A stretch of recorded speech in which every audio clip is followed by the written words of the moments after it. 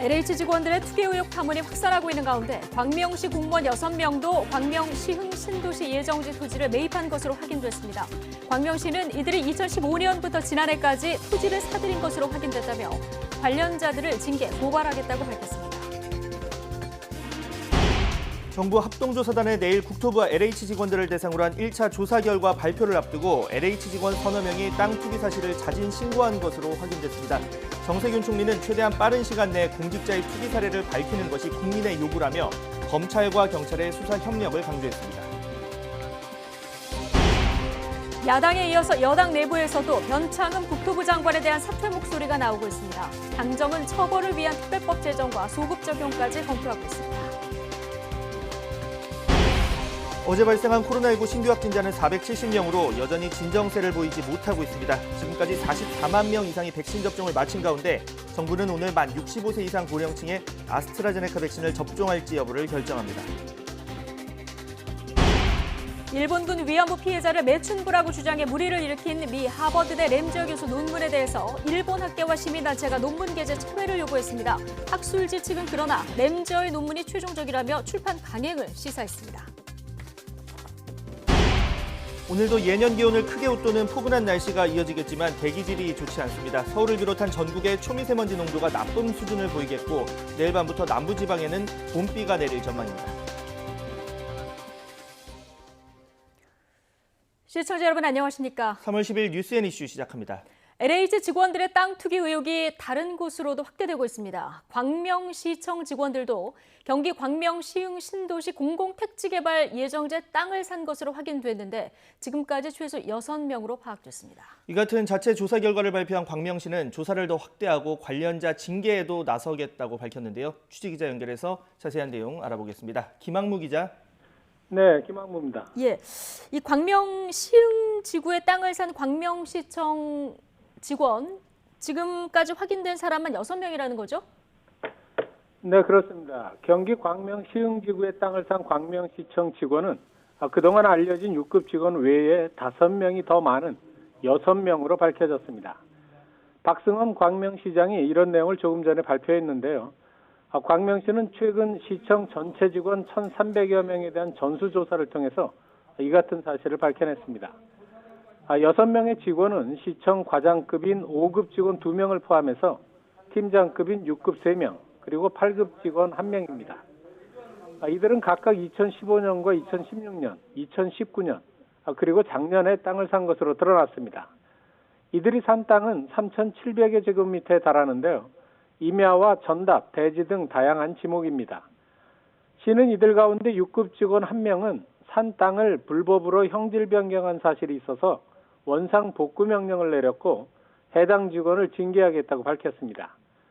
다른 5명은 아직 위법성이 드러나지 않았지만 땅을 살 때 업무상 정보를 이용했는지를 조사하고 있습니다. 시는 현재 광명 도시공사 직원들의 관련성 여부와 광명 문화복합단지 개발사업 지구에 대해서도 조사를 벌이고 있는데요. 앞으로 정부 합동조사단과 함께 공무원 가족까지로 조사 범위를 넓히고 위법 행위가 드러나면 강력히 조치하겠다고 밝혔습니다. 지금까지 YTN 김학무입니다. 정세균 국무총리가 LH 신도시 투기 의혹과 관련해서 법무부, 검찰, 경찰 등 긴급 관계기관 회의를 열고 검경 간 수사 협력 방안을 논의했습니다. 빠른 수사와 처벌을 위해서는 검경 간 유기적인 소통과 연계가 중요하다고 강조하면서 이번 사건이 검경 협력의 모범 사례가 되길 기대한다고 밝혔는데요. 취재기자 연결합니다. 차정윤 기자. 네, 정치부입니다. 예, 자 검경 간의 수사 협력을 오늘 총리가 당부한 이런 상황인데요. 이번 LH 땅 투기 의혹 수사에 투입될 검찰 수사 인력 또 인원 규모가 나왔습니까? 네, 아직 자세한 회의 결과는 발표되지 않은 상황입니다. 우선 검찰은 곧 출범할 경찰청 국가수사본부 중심의 특별수사본부가 아닌 총리실 산하 정부 합동조사단에 투입되는 것으로 결정됐습니다. 직접 수사 인력이 아닌 법률 지원 역할을 하는 것으로 전해졌습니다. 이 같은 내용은 오늘 오전 10시 정부 서울청사에서 정세균 국무총리 주재로 열린 긴급 관계기관 회의에서 논의된 내용입니다. 이번 회의에서는 정 총리를 비롯해 박범계 법무부 장관, 그리고 전해철 행정안전부 장관, 김창룡 경찰청장과 조남관 검찰총장 직무대행이 참석했습니다. 정 총리는 이번 회의에서 국민적 관심과 공분이 집중된 만큼 조금의 허술함도 허용할 수 없는 중대한 사안이라면서 LH 투기 의혹에 대한 정부의 심각한 상황 인식을 설명했습니다. 그러면서 최대한 빨리 공직자의 투기 사례를 밝히고 합당한 대가를 치르도록 하라는 것이 국민의 요구라고 언급하고 이를 위한 검경 협력의 중요성을 강조했는데요. 직접 들어보시겠습니다. 조사와 수사, 기소와 공소 유지라는 사법 처리 전 과정이 한치의 빈틈도 없이 진행되어야 합니다. 특히 수사를 맡고 있는 경찰과 영장 청구와 공소의 제기 및 유지를 담당하는 검찰 간의 유기적인 소통과 연계가 무엇보다 중요합니다. 네, 정 총리는 또 법무부와 행안부 등 관계기관에 부패 척결을 위해 함께 노력해달라고 주문하고 이번 일을 계기로 검경 간 협력의 모범 사례가 만들어지도록 해달라고 당부했습니다. 특히 검찰과 경찰, 기관 간 협조에 다소 부족함이 있을 수 있다는 우려도 표했습니다. 검경 수사권 조정 제도 시행 초기라서 제도 안착에 시간이 다소 걸리는 것으로 보이는 데다 검찰총장 공석으로 어수선한 내부 상황을 인식한 발언으로 풀이됩니다. 앞서 문재인 대통령도 검경의 유기적 협력을 필요성을 강조하기도 했죠. 문 대통령은 그제 열린 권력기관 개혁 업무보고에서 검경 유기적 협력은 수사권 조정을 마무리 짓는 중요한 과제라고 말했습니다. 아울러 LH 투기 의혹 사건은 검경의 유기적 협력이 필요한 첫 사건이라고 의미를 부여하면서 수사력 강화를 주문하기도 했습니다. 지금까지 정치부에서 전해드렸습니다. LH 직원들의 부동산 투기 의혹이 연일 확산하는 가운데 야당에 이어서 어제 민주당에서도 변창흠 국토교통부 장관이 사퇴해야 한다는 목소리가 나오고 있습니다. 하지만 민주당 지도부는 변 장관이 책임질 일이 있으면 져야겠지만 지금은 조사가 먼저라면서 선을 그었습니다. 국회 취재기자 연결해보겠습니다. 이경국 기자. 네, 국회입니다. 예, 자 지도부는 선을 긋고 있습니다만은 야당에 이어서 지금 민주당에서도 변창흠 장관에 대한 사퇴 요구가 나오고 있다고요? 네, 그렇습니다. 앞서 어제 국회 국토교통위원회 현안 질의가 진행이 됐는데요. 야당 의원들은 변창흠 국토부 장관이 사태에 책임을 지고 사퇴해야 한다고 거듭 요구했습니다. 이 침묵을 지키던 변 장관은 이후 자신도 조사를 받고 그 결과에 따라 책임질 부분이 있다면 책임지겠다고 밝혔는데요. 이제 야당뿐만 아니라 민주당에서도 변 장관이 사퇴해야 한다는 목소리가 나오기 시작했습니다. 먼저 박수현 홍보소통위원장은 언론 인터뷰를 통해 변 장관이 조만간 책임을 지고 사퇴해야 한다고 밝혔고요. 박용진 의원은 경질론이 아직 공식적으로 제기된 건 아니지만 국민이 책임을 거세게 제기할 것이라고 말했습니다. 다른 민주당 일부 의원들도 변 장관이 사퇴해야 한다는 의견을 밝힌 것으로 알려졌는데요. 이 같은 움직임에는 이번 LH 사태가 4월 재보궐선거에 악영향을 미친다는 판단이 깔린 것으로 보입니다. 이 4차 재난지원금 지급과 가덕도 신공항 추진으로 유리한 고지를 점했었지만 이번 사태로 큰 타격이 예상되고 있기 때문입니다. 정부가 추진 중인 부동산 대책에 큰 불신을 초래하게 된 점도 주요하게 작용한 것으로 보입니다. 다만 김태년 당대표 직무대행은 고위공직자나 정무직 공직자가 책임질 일이 있으면 당연히 져야 한다면서도 지금은 조사 결과도 나오지 않은 상황이라고 일축했습니다. 이와 함께 국회 차원의 국정조사가 필요하다는 주장도 이어지고 있는 상황입니다. 다만 여야의 입장차는 뚜렷한데요. 국민의힘은 발본색원을 위해선 국정조사가 필요하고 민심도 이를 뒷받침하고 있다는 입장입니다. 반면 민주당은 시기상조라는 입장을 밝히고 있는데요. 민주당 핵심 관계자는 YTN과의 통화에서 정부의 조사 결과와 경찰 수사 결과가 나온 뒤 미진한 부분이 있다면 검토할 수 있을 거라고 밝혔습니다. 지금 국정조사를 하자는 것은 정치 공세를 하겠다는 의도로밖에 읽히지 않는다고 지적하기도 했습니다. 이런 가운데 문재인 대통령과 민주당 원내대표단은 청와대에서 오찬을 겸한 간담회를 진행하고 있습니다. LH 사태와 관련한 입법 계획 등 당정의 대응 방안에 대한 논의가 진행될 전망입니다. 네, 자 재발 방지를 위한 입법 노력이 무엇보다 중요할 텐데요. 구체적으로 어떤 방안들이 논의되고 있습니까? 네, 우선 어제 변창흠 장관은 국토위에서 이 토지 몰수를 위해 특별법을 만들어 소급 적용하는 데 동의하느냐는 질문에 부진정 소급입법 적용이 가능한지 검토하고 있다고 답했습니다. 이 공익성이 있는 경우에 새로운 법안을 과거 사례에도 소급 적용할 수 있을지 살펴보겠다는 의미입니다. 이와 함께 국회에서는 재발 방지를 위한 공공주택특별법 개정안 등도 잇따라 발의가 되고 있습니다. 미공개 정보 이용 시 벌금을 최대 5배까지 올려서 부당이득을 환수하고 미공개 정보를 받은 모든 사람을 처벌 대상으로 하고 또 징벌적 처벌 제도를 도입하는 내용 등을 각각 담고 있습니다. 이와 함께 공직자 이해충돌방지법 추진에도 뒤늦게 속도가 붙고 있는데요. 직무 관련 외부 활동을 제한하고 직무상 비밀을 이용한 이득 취득을 막는 내용을 골자로 하고 있습니다. 정부가 지난해 6월 이 이해충돌 방지법을 발의했지만 소관 상임위인 정무위에서는 제대로 논의조차 이루어지지 않던 상황이었습니다. 민주당 김태년 당대표 직무대행은 오늘 아침 회의에서 전담 TF를 만들어 이 같은 부패 근절 입법들을 총괄하게 하겠다 이렇게 밝혔는데요. 여야 모두 앞다퉈서 제도 개선에 나섰지만 소 잃고 외양간 고치기라는 비판은 면하기 어려울 것으로 보입니다. 지금까지 국회에서 YTN 이경국입니다. LH 직원들의 투기 의혹을 두둔해서 비판을 받았던 변창흠 국토교통부 장관이 자신의 발언을 사과하면서도 직원들이 개발 정보를 모르고 샀을 거라는 기존 입장을 재확인했습니다. 변창흠 장관은 어젯밤 국회에서 LH 직원들이 공공택지 개발 정보를 모르고 투자했을 거라는 게 진심이냐는 국민의힘 김은혜 의원의 질의에 그전 분들은 모르겠지만 최소한 이번엔 그렇다는 입장을 밝혔습니다. 다만 그렇다면 국민이 LH 직원을 잘못 본 것이냐는 거듭된 질문에는 답하지 않았습니다. 정부 합동조사단이 국토부 공무원과 LH 직원들의 투기 의혹 관련해서 전수조사를 벌이고 있는데요. 지금 추가 연루자가 속속 나오고 있습니다.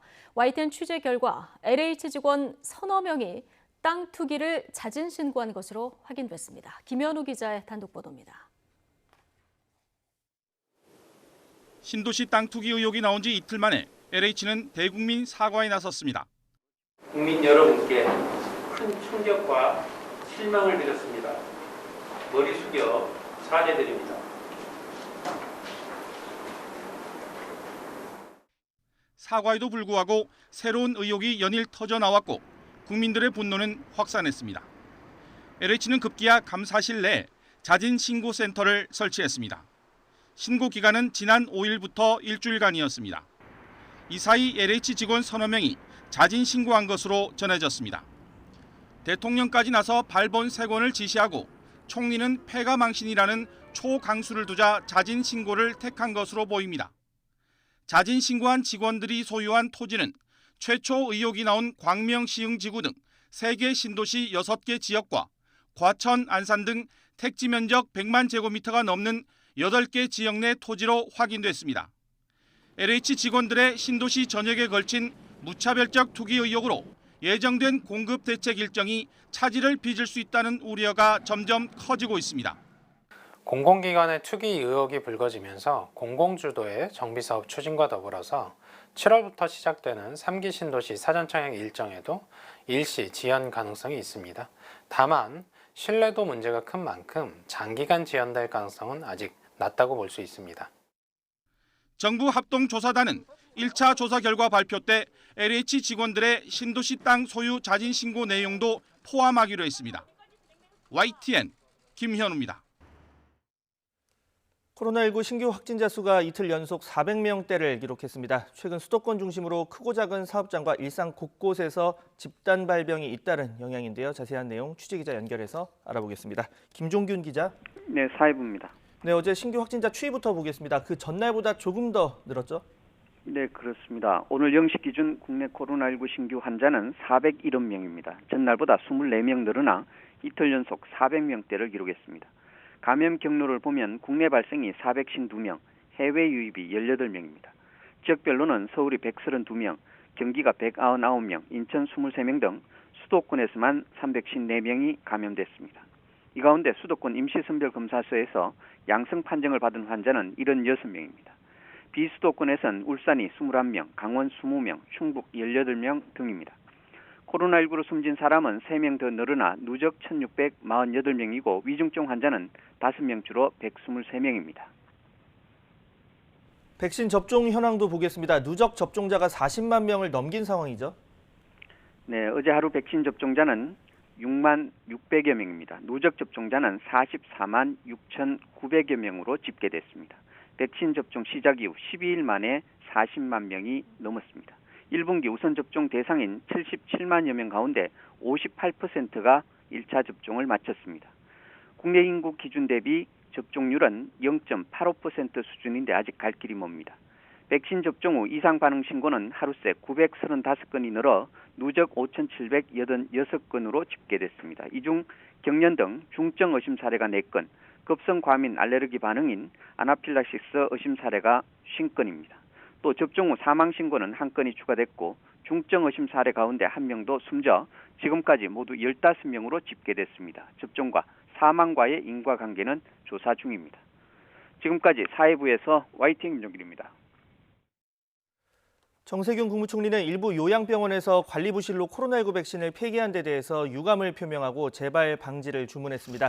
정세균 국무총리는 오늘 코로나19 중앙재난안전대책본부 회의에서 최근 경기와 전북, 울산 등지의 요양병원에서 냉장고 고장 등 관리부실로 보관 중인 백신 수백 회 분량을 폐기하는 안타까운 일이 있었다고 지적했습니다. 그러면서 그동안 여러 차례 모의 훈련을 실시하고 다양한 상황에 대비한 점검이 있었음에도 이러한 사고가 발생한 데 대해서 매우 유감스럽게 생각한다고 밝혔습니다. 아스트라제네카 백신을 65세 이상 고령층에게 접종할지가 오늘 결정됩니다. 이 고령층 접종이 허용된다면 3월과 4월 들어오는 백신은 75세 이상에게 우선 접종하는 방안도 검토되고 있습니다. 보도에 박홍구 기자입니다. 방역당국은 오늘 예방접종 전문위원회를 열어 아스트라제네카 백신의 고령층 접종 여부를 결정합니다. 아스트라제네카 백신은 그동안 부족한 임상 사례 때문에 고령층 예방 효과가 논란이 되었으나 영국에서 수백만 명에게 실제 접종한 결과가 나오며 분위기가 반전됐습니다. 자문회의에서의 전문가들의 검토 의견도 그 당시에 제기됐던 유효성에 대한 근거 부족은 영국에서의 자료나 이런 걸로 충분히 접종을 할 수 있겠다라는 그런 의견을 주셨습니다. 이에 따라 접종이 보류됐던 65세 이상 요양병원과 시설의 입소자와 종사자 37만 명이 이르면 이번 달에 백신을 맞게 될 것으로 보입니다. 방역당국은 이와 함께 일반인 고령층 가운데서도 75세 이상 노인에 대해 우선 접종하는 방안을 검토하고 있습니다. 백신 공급 물량을 고려할 때 850만 명에 달하는 65세 이상 고령층에 대해 한꺼번에 접종 계획을 세우는 것은 무리라고 판단한 것으로 보입니다. 현재까지 도입이 확정된 백신 물량을 보면 아스트라제네카는 3월에 35만 명분, 4, 5월에 70만 5천 명분이고 화이자는 3월 말까지 50만 명분으로 총 155만 명분에 불과합니다.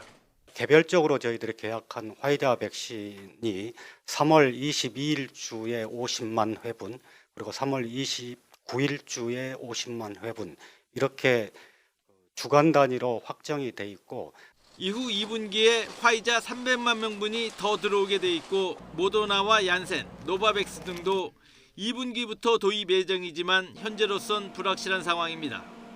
이에 따라 방역당국은 2차 접종 물량을 미리 풀어 일단 한 번이라도 백신을 맞는 수를 늘리는 방안을 검토하고 있는 것으로 전해졌습니다. 백신을 한 번이라도 맞을 경우 코로나19 감염과 중증 예방 효과는 충분하다는 연구 결과가 이미 나와 있습니다. 또 아스트라제네카의 경우 3달 안에만 2차 접종을 하면 되기 때문에 이후 수급 계획을 잘 세운다면 효과를 거둘 수도 있습니다. YTN 박홍구입니다.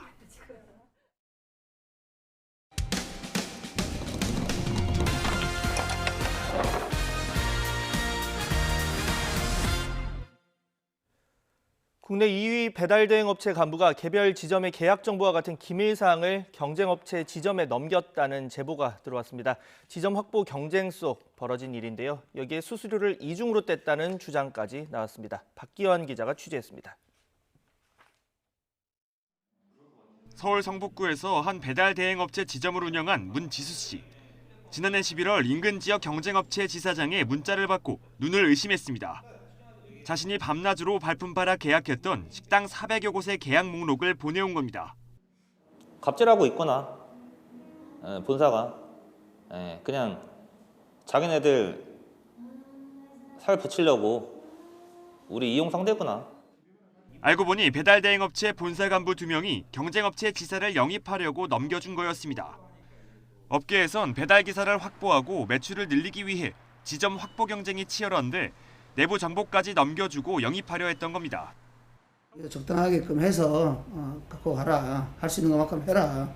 그렇게 해서 보여준 거예요. 거기 보면은 뭐 전화번호, 데이터, 상점, 콜수, 가맹비, 콜비까지 다 나와 있는 리스트니까. 그래도 상도리는 지켜야 되거든요. 문 씨는 식당마다 다른 배달 수수료와 계약 조건은 내부 기밀과 다름없다며 분통을 터뜨렸습니다. 정확히 그걸 알고 들어가면 저희가 무방비 상태가 돼요. 아니면 그걸 방어를 하려면 저희도 가격을 내려야 되는지. 가게 이탈도 많이 났고요. 근데 가게에서 돈 깎아달라고 이야기 많이 했고요. 이뿐 아니라 배달 대행업체 본사가 수수료를 이중으로 떼가는 부당 행위를 하고 있다고 주장했습니다. 배달 대행 플랫폼 사용 수수료를 가져가면서 플랫폼 내 매출 계산 프로그램을 쓴다는 이유로 또 수수료를 뗀다는 겁니다. 이에 대해 대행업체 측은 식당 정보를 넘긴 문제는 사실관계를 확인하고 있고 이중 수수료는 계약서에 담은 내용이라 문제 없다고 반박했습니다. 상점한테도 프로그램 사용료를 받고 라이더 프로그램 사용료를 받는 거죠. 라이더 분들한테도. 상점한테는 월회비 1%의 프로그램 사용료를 받는 거예요. 하지만 전문가들은 계약서 자체에 문제가 있다고 지적합니다. 통일된 브랜드 로고와 영업정책을 내려보내 대행업체가 사실상 가맹사업본부 역할을 하면서 지점과는 가맹점 계약이 아닌 개인 간 계약만 맺고 있다는 겁니다. 가맹점으로 계약하면 공정거래위원회 규제를 받아야 하니 이를 피해 이중 수수료를 떼가는 것으로 풀이됩니다. 전체가 통일된 브랜드 정책을 펴고 있고 또 가맹금을 수취하고 있고요. 그렇다면 이게 가맹사업자로 포괄 안 될 이유가 전혀 없다는 거죠. 가맹금 수취도 무슨 시스템 이용료로 변칙적으로 받고 있고 그런 것들이 정말 문제가 되는 거죠. 배달 사업이 빠른 속도로 확장하면서 수면 아래 가라앉아 있던 대행업체의 각종 불공정 행위가 드러나고 있다는 게 업계 이야기입니다. 지점장 문 씨는 본사 간부 2명을 영업비밀 유출 등 혐의로 경찰에 고소했습니다. 또 이중 수수료 계약은 불공정 행위라며 공정거래위원회에 제소했습니다. YTN 박견입니다. 요즘 강원 지역 경찰 조직이 직원 사이 성범죄 사건으로 시끄럽습니다. 한 여성 경찰관이 성적 모욕을 당한 일들을 밝히면서 도움을 요청했는데 이 사건과 관련된 현직 경찰관들의 불법 행위가 하나둘 드러나고 있습니다. 홍성욱 기자입니다. 살고 싶지 않습니다. 도와주세요. 현직 경찰관의 간절한 호소. 강원 지역 일선경찰서 소속 20대 여성 경찰관 A씨가 A4 용지 23장, 긴 글을 경찰 내부 게시판에 올렸습니다. 순찰차 안전띠를 대신 매달라 하는 상사가 있는가 하면 자신과 교제했던 B 경장은 자신과의 잠자리를 동료 경찰관에게 서슴없이 얘기했고 또 다른 동료 C 순경은 B 경장에게 숙박업소 영수증을 보이며 자신과 성관계를 했다고 말했습니다. 이후 B 경장이 동료와 영수증에 나온 숙박업소를 찾아가 영장 없이 공무원증을 내보이며 CCTV를 확인했습니다. 명백한 불법 수사입니다. 여기서 그치지 않습니다. B 경장과 동료 경찰관들은 또 다른 동료 경찰관의 차량을 수배 차량으로 둔갑시켜 불법으로 차적 조회까지 했습니다. A씨와 교제하는 사이로 오해한 겁니다. 이후 사건 처리 과정도 엉망이었습니다. 사건이 불거지자 상급 기관인 강원경찰청 소속 한 직원이 해당 경찰서를 방문해 성비위 조사를 벌였는데 이 역시 정식 감사 절차를 무시하고 지시 없이 진행한 조사인 것으로 드러나 해당 경찰서 직장협의회가 감찰 고발까지 했습니다. 정당한 절차를 거쳐서 갔더라도 언행이 적절했는지 그런 여부까지 다 확인하고 있는 게 이제 조사의 과정인 거죠. 가장 큰 피해자인 A씨는 오히려 무고한 경찰관들을 신고한 직원이라는 주의 험담에 고통받고 있습니다. 사건 이후 현직 경찰관 4명이 줄줄이 입건돼 검찰로 넘어간 상황. 경찰서 내에서 벌어진 성비위 사건, 그리고 이어진 현직 경찰관들의 불법 수사와 직권 남용. 경찰에 대한 국민 신뢰가 바닥으로 떨어지고 있습니다. YTN 홍성욱입니다. 지난달 은행의 가계대출 잔액이 1,003조 1,000억 원으로 전월보다 6조 7천억 원이 늘었다고 한국은행이 밝혔습니다. 1월 증가분 7조 6천억 원에 비해서 증가폭은 다소 줄어든 겁니다.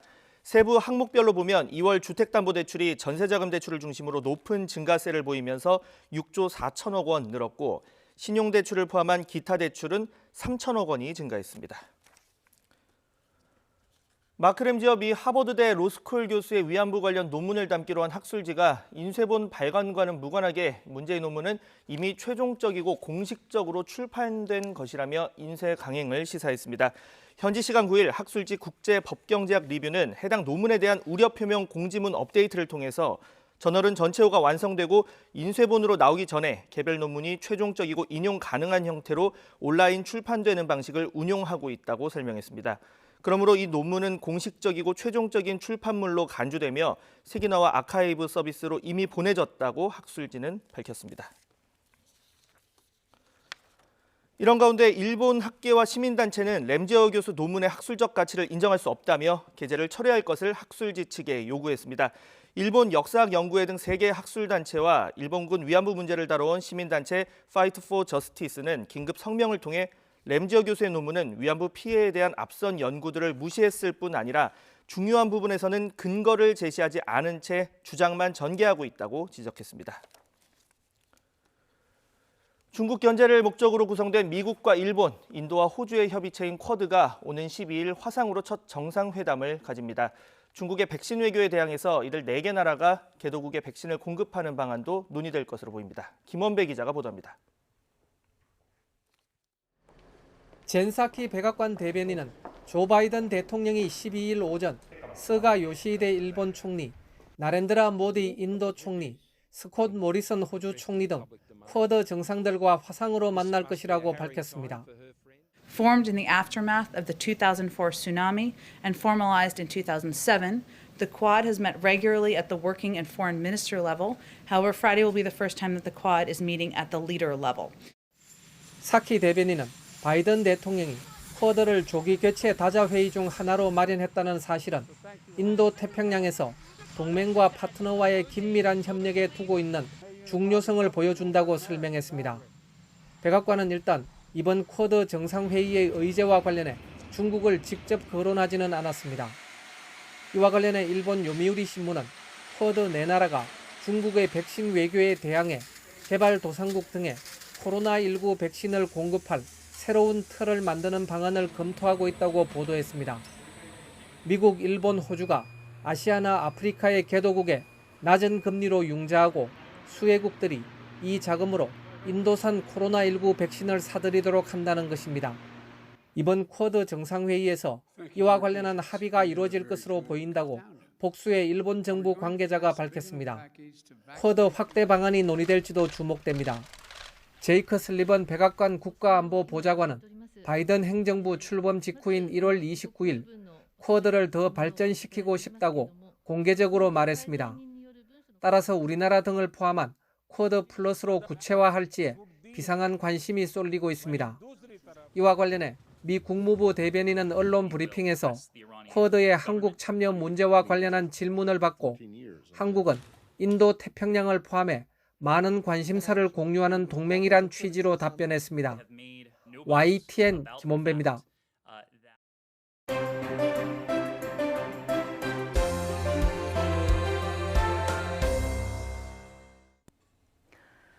네, 오늘의 정치권 소식 박수현 더불어민주당 홍보소통위원장 그리고 정태근 전 의원과 이야기 나눠보겠습니다. 두 분 어서 오십시오. 안녕하십니까? 예, 안녕하십니까? 이러다가 정말 전국이 땅 투기 의혹이 휩싸일 판입니다. 파면 팔수록 꼼꼼하고 기묘한 땅 투기 기법이 드러나면서 가뜩이나 분란 민심에 기름을 붓고 있습니다. 인터넷에선 이런 민심을 반영하듯 LH를 조롱하는 각종 패러디까지 퍼지고 있는데요. LH의 성난 민심 관련 영상 보고 이야기 나눠보겠습니다.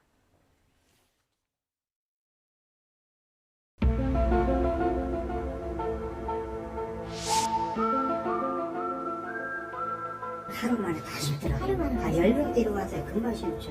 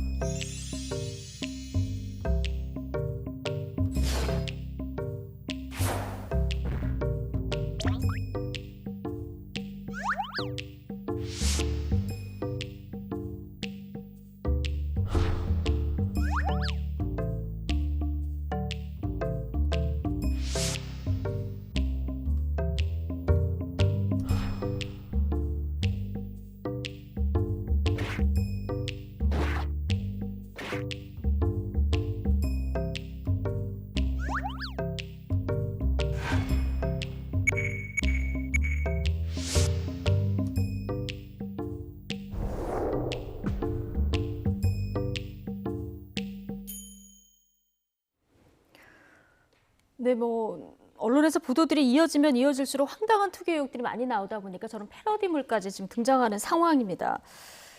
언론 취재로 지금 뭐 LH 외에 다른 지자체 공무원들 그리고 국토부 산하 다른 기관들의 어떤 투기 의혹들도 지금 불거지는 이런 상황인데요. 이게 동시다발적으로 지금 나오고 있는 상황이라서 어디까지 들여다봐야 되는지 어떻게 보십니까?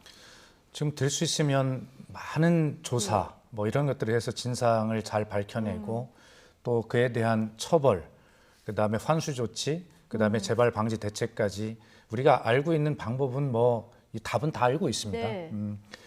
그런데 아마 이 조사를 대충 하거나 진상 규명을 대충 하진 않을 것입니다. 예. 문재인 정부의 사활을 걸고 이 문제를 들여다볼 수밖에 없고 이 분노한 국민의 분노 앞에 누가 이 문제를 대충 할 수 있겠습니까? 어쨌든 무한 책임을 져야 되는 집권당 소속으로서 이런 문제가 발생한 것에 대해서 정말 너무 송구스럽게 생각하고 이 문제에 대해서 어쨌든 국민의 눈높이로 정확하게 보고 대처해야 되겠다라고 하는 그런 태도와 자세를 가지고 있는 것만큼은 틀림없습니다. 예. 뭐 LH뿐만 아니라 3기 신도시 전체로 보면은 굉장히 수사 범위도 넓어질 수도 있는 이런 상황인데 오전에 광명시청의 공무원들 땅 투기 의혹 관련 브리핑이 있었습니다. 지금 4개 개발사업지구 토지를 취득한 공무원 지금까지 밝혀진 것만 6명 이렇게 나왔는데 지금까지 LH 직원들 나무 막 심지 않았습니까? 네. 근데 이 공무원 중에 한 명은 오히려 포크레인 가지고 와서 평평하게 형질 변경을 한 사례까지 지금 나오는 상황이라서 야 이거 좀 뭐 농사 지으면서 터 지켜온 분들은 굉장히 분통 터질 노릇이에요. 그러니까 이제 3기 신도시가 주로 이제 경기도 지역에 뭐 남양주라든지 뭐 고양 창릉이라든지 이렇게 쭉 지내는데 또 인천 계양 같은 것도 있어요. 그래서 지금 광명시에서 이렇게 이제 투기를 한 직원들이 발견됐다고 봤을 때 경기도와 해당 지방자치단체 그리고 경기도시공사뿐만 아니라 인천시나 그 계양구 그리고 인천도시공사 여기에 대한 조사도 불가피한데 제가 꼭 지적하고 싶은 건 뭐냐면은요. 이 LH가 2019년에 공공기관 평가를 받을 때요. 최우수 등급을 받았습니다. 예. 최우수 등급을 받으면서 소위 윤리경영 우수 사례로 평가를 받았던 기관입니다. 그래서 2020년 작년에 1인당 성과급으로 8천만 원을 받았습니다.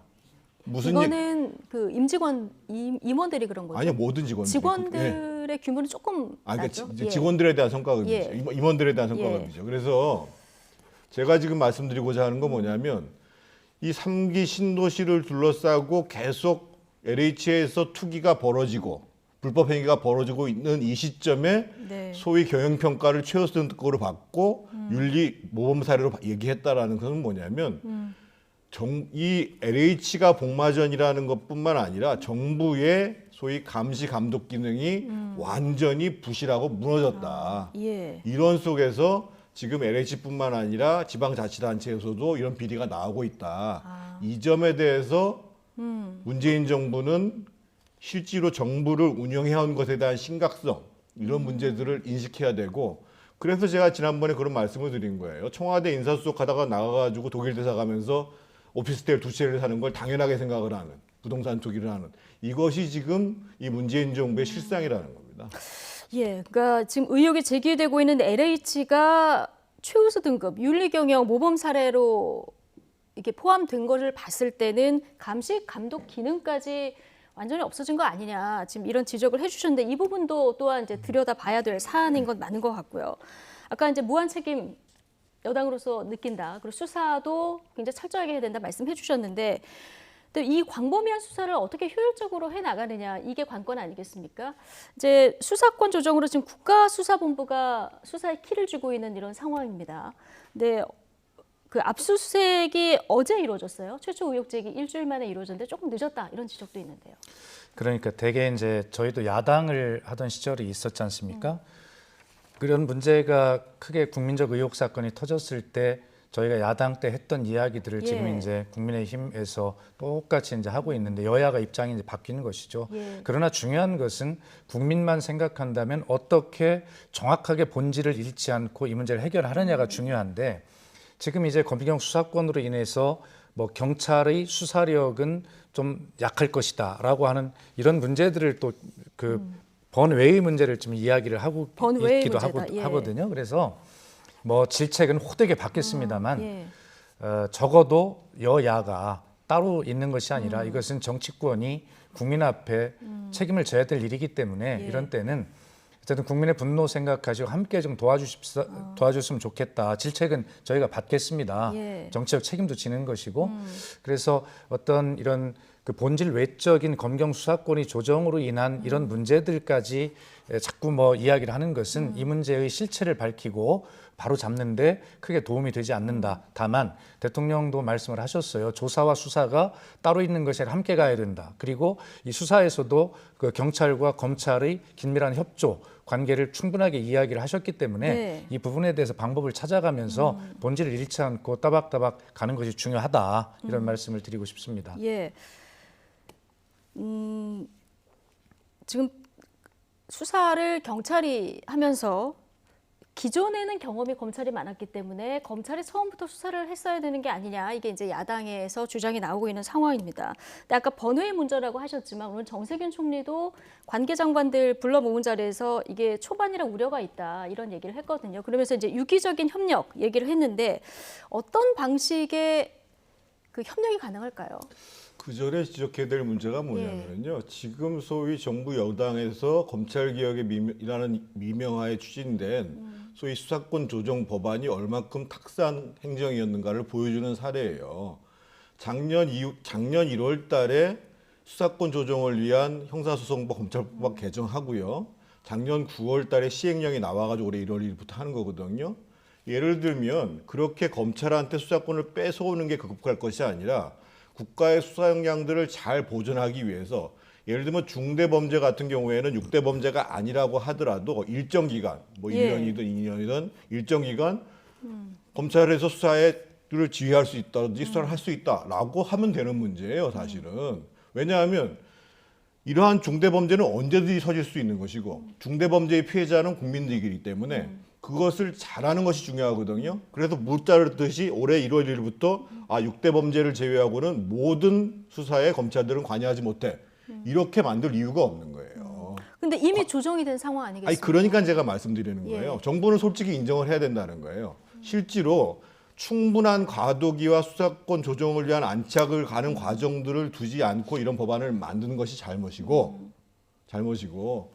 저는 그런 점들을 시인하는 속에서라도 그것을 시인하는 전제하에서 지금 그러면 검찰에서 수사를 참여할 수 있는 방법. 지금 예를 들면 어차피 전체 3기 신도시에 대한 조사는 불가피한데 지금 당장 시급한 것은 퇴임한 윤석열 총장이 얘기하듯이 일단 3기 신도시 지형 지구 중에서 수상한 거래가 발견된 모든 부분들을 중심으로 해서 그 돈의 흐름들을 파악하기 위해서 계좌 추적을 하고 그 계좌 추적을 통해서 연결된 사람들을 빨리 수사를 하는 과정들이 지금 필요하다는 거 아니에요. 전체 해당 관련한 기관들을 다 전수조사하는 거는 별개의 문제로 그런 과정에서 그것을 가장 잘할 수 있었던 부분들이 검찰이었다라는 부분들이고 그런 방식을 경찰이 이어받아서 하면 효율이 많이 떨어지는 지금 잘 겁니까? 못하고 있잖아요. 예를 들면 LH와 관련된 부분과 관련해서도 실제로 이 3기 신도시를 입안하는 과정, 관여했던 사람, 그리고 조회를 했고 열람을 했던 지방자치단체 이 부분에 대해서 관여했던 모든 부분들에 대한 서류들을 빠른 시간 내에 확보해서 수사 범위들을 정해나가야 되는데 지금 이미 그것이 일주일 전에 일주일이라는 기간이 지나갔고 그러니까 아까 우리 조롱하는 패러디에서 보듯이 밤에 불 켜져 있으니까 이거 서류 폐기하려고 그러는 거 아니야? 이런 얘기가 나오는 거잖아요. 적어도 3기 신도시가 지정되고 그 과정 속에서 관여했던 모든 사람들, 해당 지자체에 관련된 사람들까지를 포함해서 그거와 관련된 서류라도 다 확보할 수 있는 신속한 압수수색이 이루어졌어야 되잖아요. 근데 지금 못하고 있는 게 현실이잖아요. 이건 뭐냐? 수사 능력을 보여주는 거라는 거죠. 근데 앞으로 정착을 해 나가야 되겠습니다만 검경 협력 관계의 모범 사례가 만들어지길 기대한다. 오늘 정세균 총리의 워딩입니다.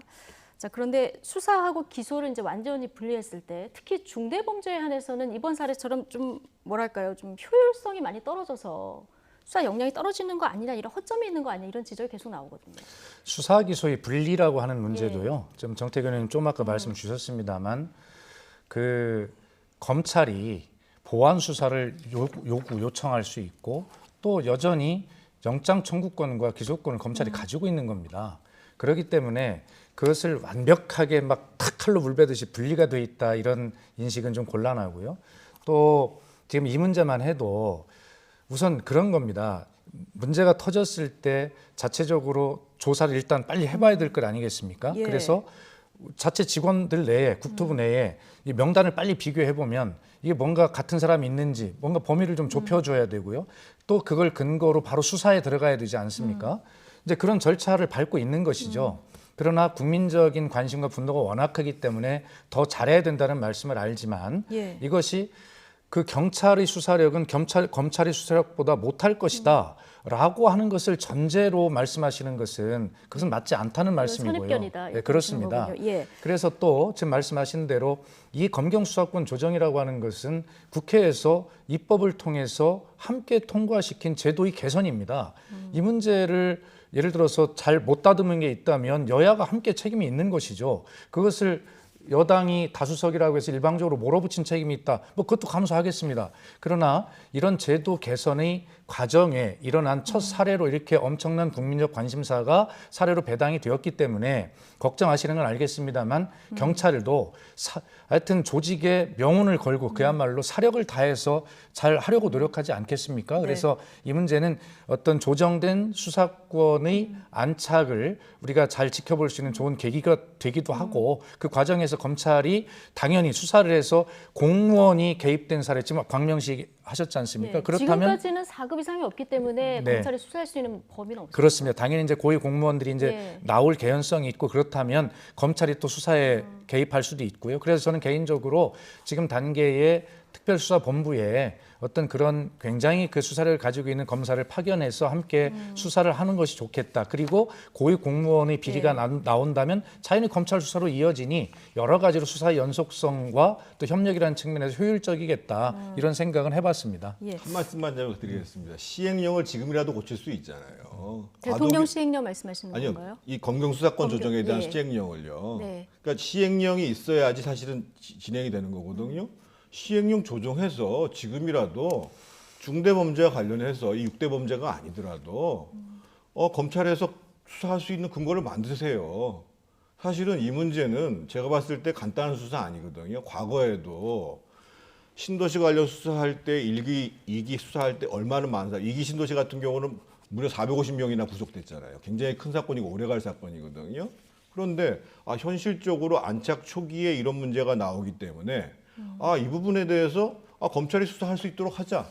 그래서 그 시행령에 있어서 그 안착 시기에 대한 여유를 둔다는 거예요. 예. 왜 이런 생각 못 해요? 무조건 검찰 너희들한테는 지금 수사권 안 줘야 돼. 이런 생각을 자꾸만 갖고 있으니까 현실적으로 할 수 있는 방안들을 못 찾고 있는 거죠. 예. 그 정태근 의원님 너무 이게 검찰 수사권을 완전 박탈하려고 한다. 검찰 개혁에만 매몰이 돼 있다라고 이런 이제 그 시각으로 말씀을 하시면 그렇게 보실 수 있는데 또 그렇지 않다는 것도 알고 계실 거고요.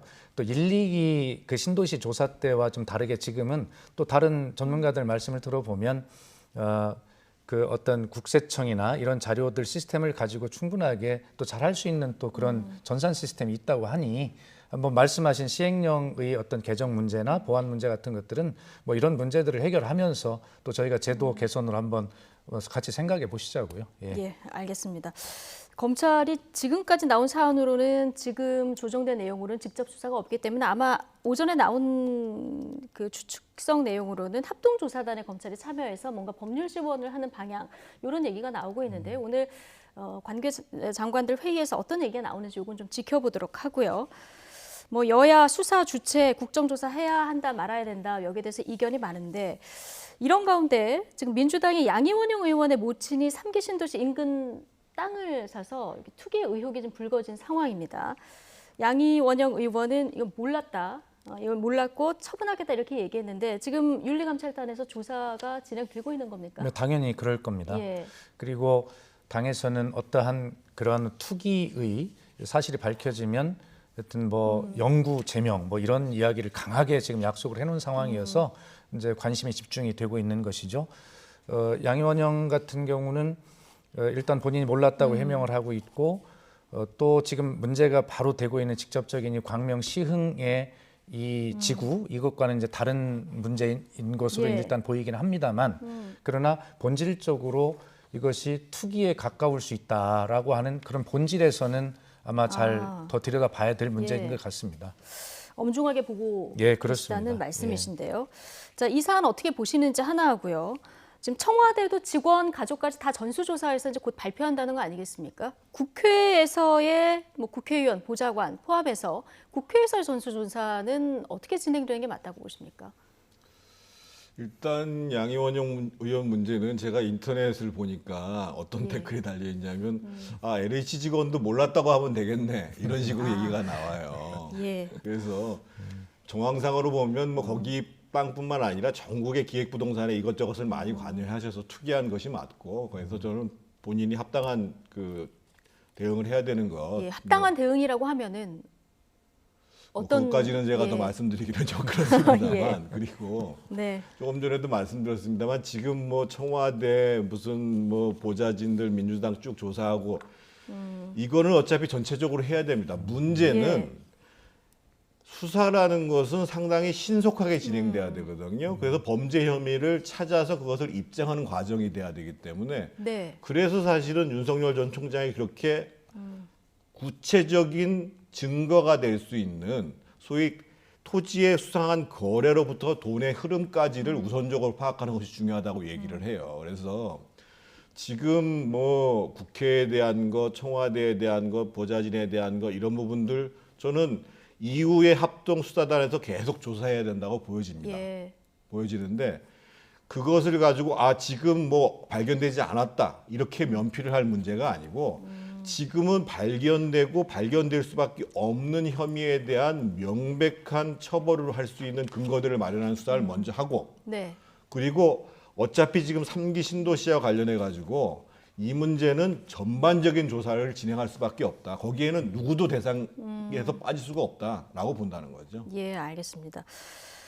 어쨌든 전수조사는 전수조사대로 중요하게 해나가야 됐지만 수사는 속도가 중요하다. 이 얘기를 계속 강조해주고 계신데요. 자, 정부의 합동조사단도 지금 조사를 지금 광범위하게 벌이고 있는데 내일 아마 1차 조사 결과가 발표될 예정입니다. 네, 합조단에서 투기 의혹 조사 범위를 2013년 12월, 그러니까 신도시 그 발표 나기 5년 전으로 돌려서 거기서부터 이제 조사를 하겠다 이렇게 발표를 했는데 이렇게 되면 이제 박근혜 정부도 포함이 되는 거기 때문에 이걸 두고도 좀 많은 정치적 해석이 나옵니다. 어떻게 보고 계십니까? 그러니까 이게 이미 그 정부도 입장을 이야기를 했어요. 그리고 사실 해프닝입니다.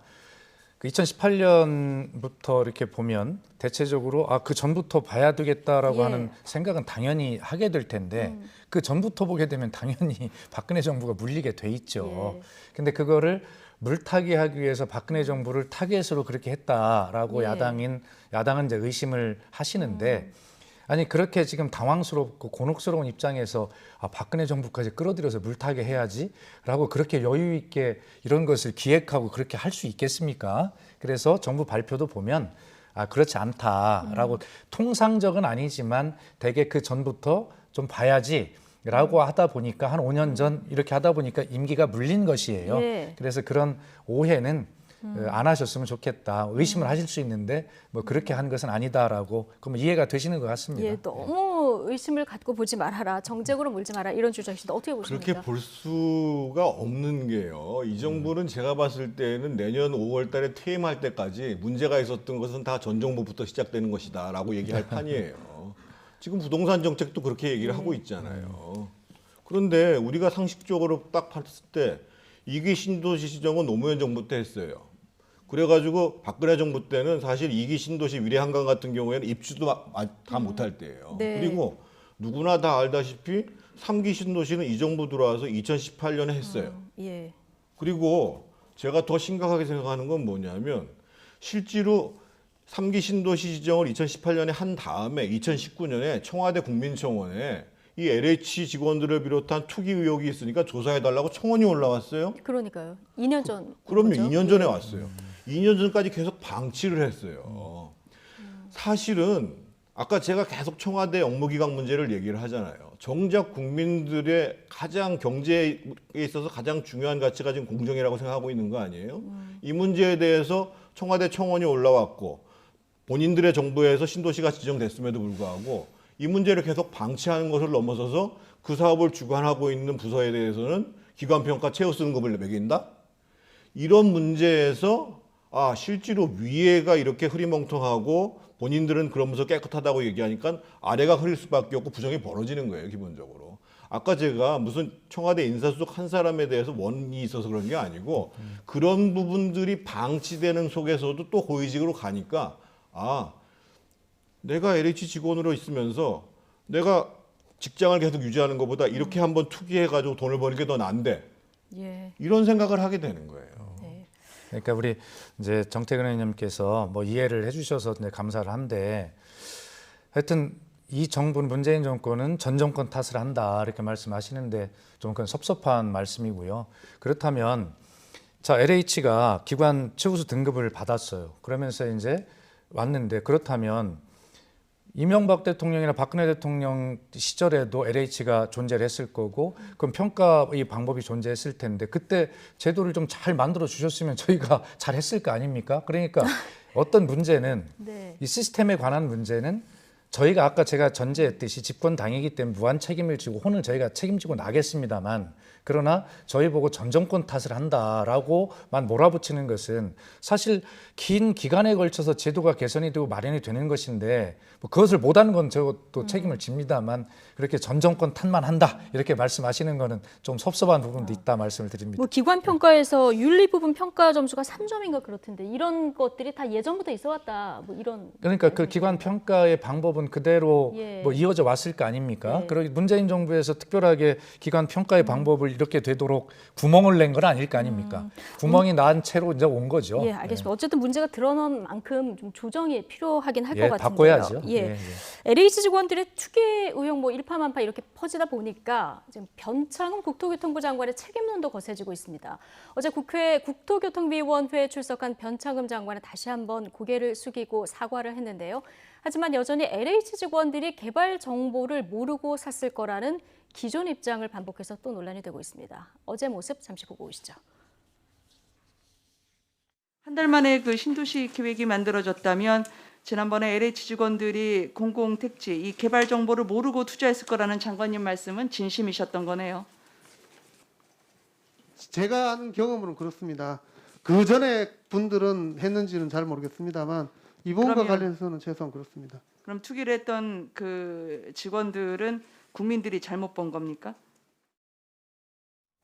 네, 지금 변창흠 장관의 거취 문제가 여야의 관심사로 떠올랐는데 박수현 위원장께서는 변 장관의 사퇴를 촉구를 하셨더라고요. 뭐 박용진 의원도 비슷한 목소리를 냈는데 지도부는 선을 긋고 있는 이런 상황이거든요. 글쎄, 지금 방금 보셨던 어제 국회에서의 변창흠 장관의 답변. 뭐 이것뿐만이 아니라 일탈이라고 하는 용어를 또 선택을 했어요. 그래서 사실 국민적 분노가 이제 더한 상황이 이제 된 것이죠. 제가 어제 변창흠 장관이 사퇴를 주장하긴 한 건 맞습니다. 그런데 오늘 내일 사퇴하라는 것은 아니다라고 제가 이야기를 한 것은 뭐냐면 사퇴하는 것이 책임을 다 면하는 것은 아니거든요. 지금 어쨌든 정부 합동조사단의 조사가 진행되는 과정이고 이제 수사를 앞두고 있는 것 아닙니까? 그러면 충실한 수사가 되도록 기왕이 시작된 조사라도 충실하게 잘해서 수사기관에 그런 정보들을 잘 넘겨주는 일도 굉장히 중요한 장관의 임무라고 생각을 합니다. 사퇴를 해야 하되 뭔가 정리 작업은 끝내고 해야 된다. 그럼요. 그다음에 또 하나 사퇴를 해야 된다고 제가 주장한 이유는 이 부동산 정책은 신뢰라고 하지 않습니까? 이사 변창흠표 부동산 정책이 그래도 꽤 국민들로부터 기대를 받고 있는 것은 사실 아니겠습니까? 시장에 주는 시그널도 있어서 대개 어떤 매매나 전세나 이런 것들이 오름세가 약간 꺾이고 있는 이런 상황이어서 대통령도 정말 밤잠을 못 자고 정부도 역시 사력을 다해서 이 문제를 하고 있는데 여기에 대해서 이 이사 부동산 대책 그나마 좀 나은 대책이라고 기대를 갖고 있는 것을 성공시켜야 된다고 대통령도 이야기하잖아요. 그런데 그것을 이끌고 갈 장관에 대한 신뢰가 떨어졌다면 이 좋은 모처럼 평가를 받고 있는 정책의 신뢰도마저도 떨어져서 결과적으로 문재인 정부의 부동산 정책을 총체적으로 실패로 갈 우려가 있어서 저는 이 며칠의 과정이라도 처음 초기 과정이라도 변창흠 장관이 너한테 맡기면 기왕에 좋은 정책 냈으니까 잘할 수 있겠다라는 신뢰를 받아야 되는데 그 신뢰를 받지 못한다면 사퇴를 해야 된다. 그런 뜻이었습니다. 예.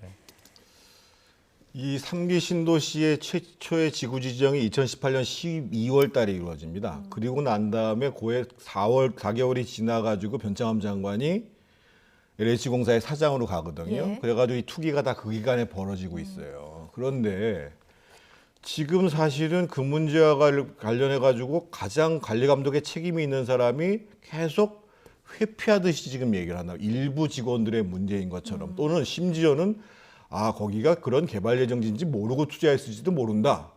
이런 네. 식으로 얘기를 하는 거예요. 어제도 이 얘기를 했죠. 그러면 그런 것들은 LH 직원들한테 어떤 신호를 가냐면 야 빨리 범죄의 근거들을 없애라.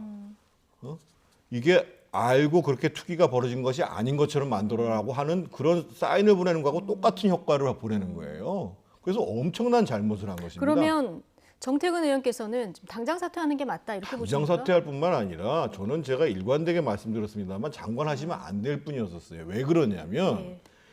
이분은 서울시의 SH공사로 있을 때에는 소위 주택 공급이 아니라 도시 재생을 주도하면서 주택 공급을 억제하는 방향의 정책을 썼던 분입니다.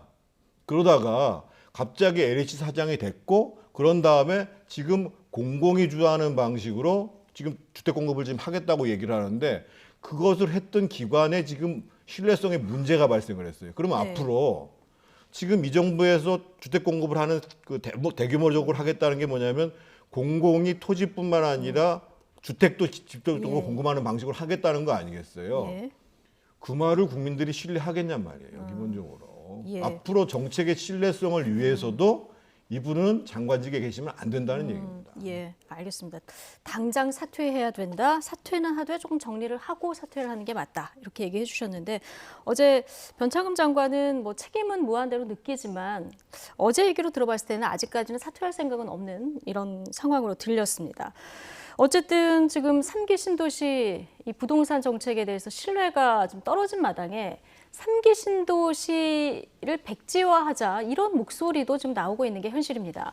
정치권에서도 여야 할 것 없이 3기 신도시에 대한 회의적인 목소리가 나오고 있는데 이 목소리 잠깐 듣고 오시겠습니다. 가능성은 저는 개인적으로 아직 뭐 그에 대해서 정부 차원의 정부 여당 차원에서 검토한 건 없지만 심각하다면 그런 가능성도 열어놓고 조사 결과를 좀 지켜볼 필요가 있지 않을까 생각합니다. 저는 연기는 지금 필요하다고 봅니다. 그러니까 일단 중지. 왜냐하면 이게 지금 어느 정도의 범위로 일어난 일인지를 알 수 없는 상태에서 이걸 그냥 강행하면 국민들이 도대체 어떻게 수긍을 하겠어요. 네. 중단해야 된다, 일단 중단해야 된다, 신중해야 된다. 뭐 정치권에서도 굉장히 다양한 목소리가 나오고 있어요. 박수현 위원장께서는 3기 신도시 어떻게 해야 된다고 보십니까? 일단 당에서는 그것에 대해서 어떤 것을 검토한 바가 없습니다. 네. 정확하게 말씀을 드리고요. 개인적으로는. 예, 다만 이 조사와 수사 결과를 공개를 해놓고 보니까 정말 이게 복마전이었다라고 한다면 원 주민들이 동의할 수 있겠습니까? 예. 어떻게 토지를 마련할 수 있겠습니까? 그렇기 때문에 그때는 심각한 상황이 발생할 수밖에 없을 것입니다. 그러나 지금 전체적으로 우리 정태근 의원님께서도 그런 데 의견을 동의하시고 계신데 이 수도권에 택지를 마련할 곳이 그렇게 많지가 않습니다. 거의 없는 곳이기 때문에 만약에 이번 수사 결과 이런 걸 통해서 다 처벌하고 그다음에 뭐 투기, 부당이익 다 환수하고 몰수하고 그렇게 해서 이 주민들의 동의를 얻고 신뢰를 다시 회복할 수 있다면 가제나 없는 수도권의 이 택지, 이 문제를 어떻게 예. 할 거냐라는 측면에서 다시 사회적 합의를 그때 되면 해야 한다. 이런 생각을 가지고 있고 현재로는 조사 수사 결과를 보고 이것이 복마전 수준인지 하여튼 이걸 일단은 지켜보는 수밖에 예. 없습니다. 근데 신도시 사실은 집값도 잡고 국민들 주택난 해결하고자 대대적으로 정부가 내놓은 계획인데 신도시 발표할 때마다 사실 투기도 있었고 집값을 아이러니하게도 끌어올린 이런 측면도 있기 때문에 참 어려운 문제인데요. 정태근 의원께서는 지금 3기 신도시 이거 어떻게 앞으로 방향을 잡고 해나가야 된다고 보십니까? 아까 윤희숙 의원이 연기라는 표현을 썼거든요. 일시 중단, 예. 그러니까 일시 연기. 중단이죠. 그러니까 네. 지금 아까 말씀하신 것처럼 어떻든 3기 신도시와 관련해서 전면적인 조사는 불가피해요. 불가피한데 그 상태가 심각하다라고 한다면 예. 일정 지구 같은 경우에 있어서는 선의의 피해자가 발생한다 손 치더라도 이것을 백지화하는 게 불가피할 수가 있죠. 근데 문제는 그 판단을 언제 하느냐의 문제예요. 그래서 제가 봤을 때는 어느 정도 전면적인 그 조사가 들어가고 정말 그 문제의 심각성이 확인되는 그 지점에까지는 사업을 잠정적으로 중단하는 것도 저는 필요하다고 보여지거든요. 그래서 지금 섣불리 백지화다, 뭐 전면 중단이다 이렇게 얘기할 수는 없는 것이고 문제는 아까 말씀드렸던 것처럼 한편에 있어서는 수사, 한편에 있어서는 전면적인 조사 이 부분들이 빨리 진행될 필요가 있다는 거죠. 예, 수사 조사 상황을 어느 정도 드러날 때까지는 좀 연기하는 것이 좋겠다 이런 의견 주셨습니다. 자, 이 LH의 땅 투기 의혹으로 촉발된 부동산 민심, 다가올 재보궐선거에도 상당한 영향을 미칠 텐데요. 이런 가운데 어제 민주당 박영선 서울시장 후보 측에서 국민의힘 오세훈 후보가 과거 서울시장 재직 시절에 가족 보유 땅이 보금자리 주택지구로 지정되는 데 관여했다. 이런 의혹을 제기했습니다. 오세훈 후보는 곰탕 흑색 선전이라면서 법적 책임까지 묻겠다고 했는데요. 같이 듣고 오시죠. 국민의힘 오세훈 서울시장 후보의 땅 투기 의혹에 대한 철저한 진상 규명이 필요합니다. 오세훈 후보는 과거 본인 가족과 처가가 소유한 내곡동 땅이 보금자리 주택지구로 지정되는 데 관여했다는 의혹이 있습니다. 정말 기가 막힌 주장이 나왔습니다. 10년 전에 제가 재선 서울시장으로 당선될 시점에 나왔던 흑색선전을 똑같은 내용을 가지고 다시 한번 우려먹는 곰탕 흑색선전이다. 저는 이렇게 생각을 합니다.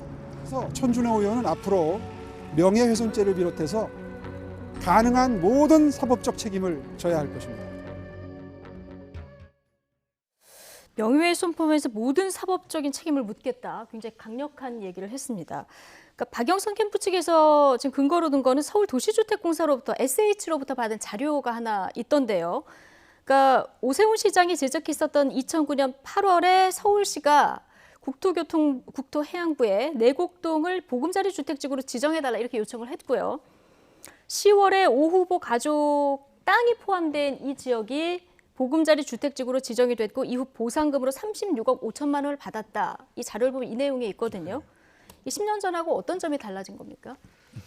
참 그 박원순 시장의 비서실장을 하셨던 분이 실제로 내곡동이 어떻게 보금자리 주택으로 가는지를 알고도 저런 얘기를 했다면 아까 오세훈 시장이 얘기했던 것처럼 처벌받아야 마땅하고요.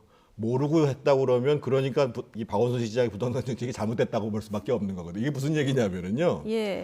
제가 서울시의 부시장으로 있었던 2006년 3월 달에 그 내곡동, 세곡동 땅이 국민 임대주택지구로 지정이 됩니다.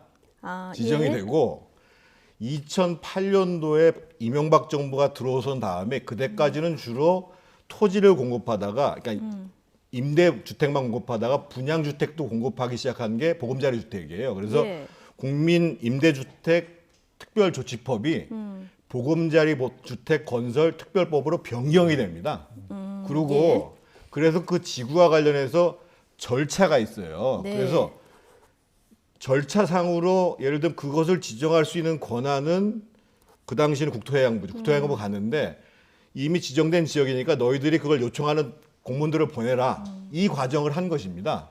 그래서 제가 2006년도에 서울시의 부시장으로서 너무도 잘 알지요. 그걸 가지고 오세훈 시장이 시장이니까 그 땅에 대해서 국토부에다 요청해가지고 받았다.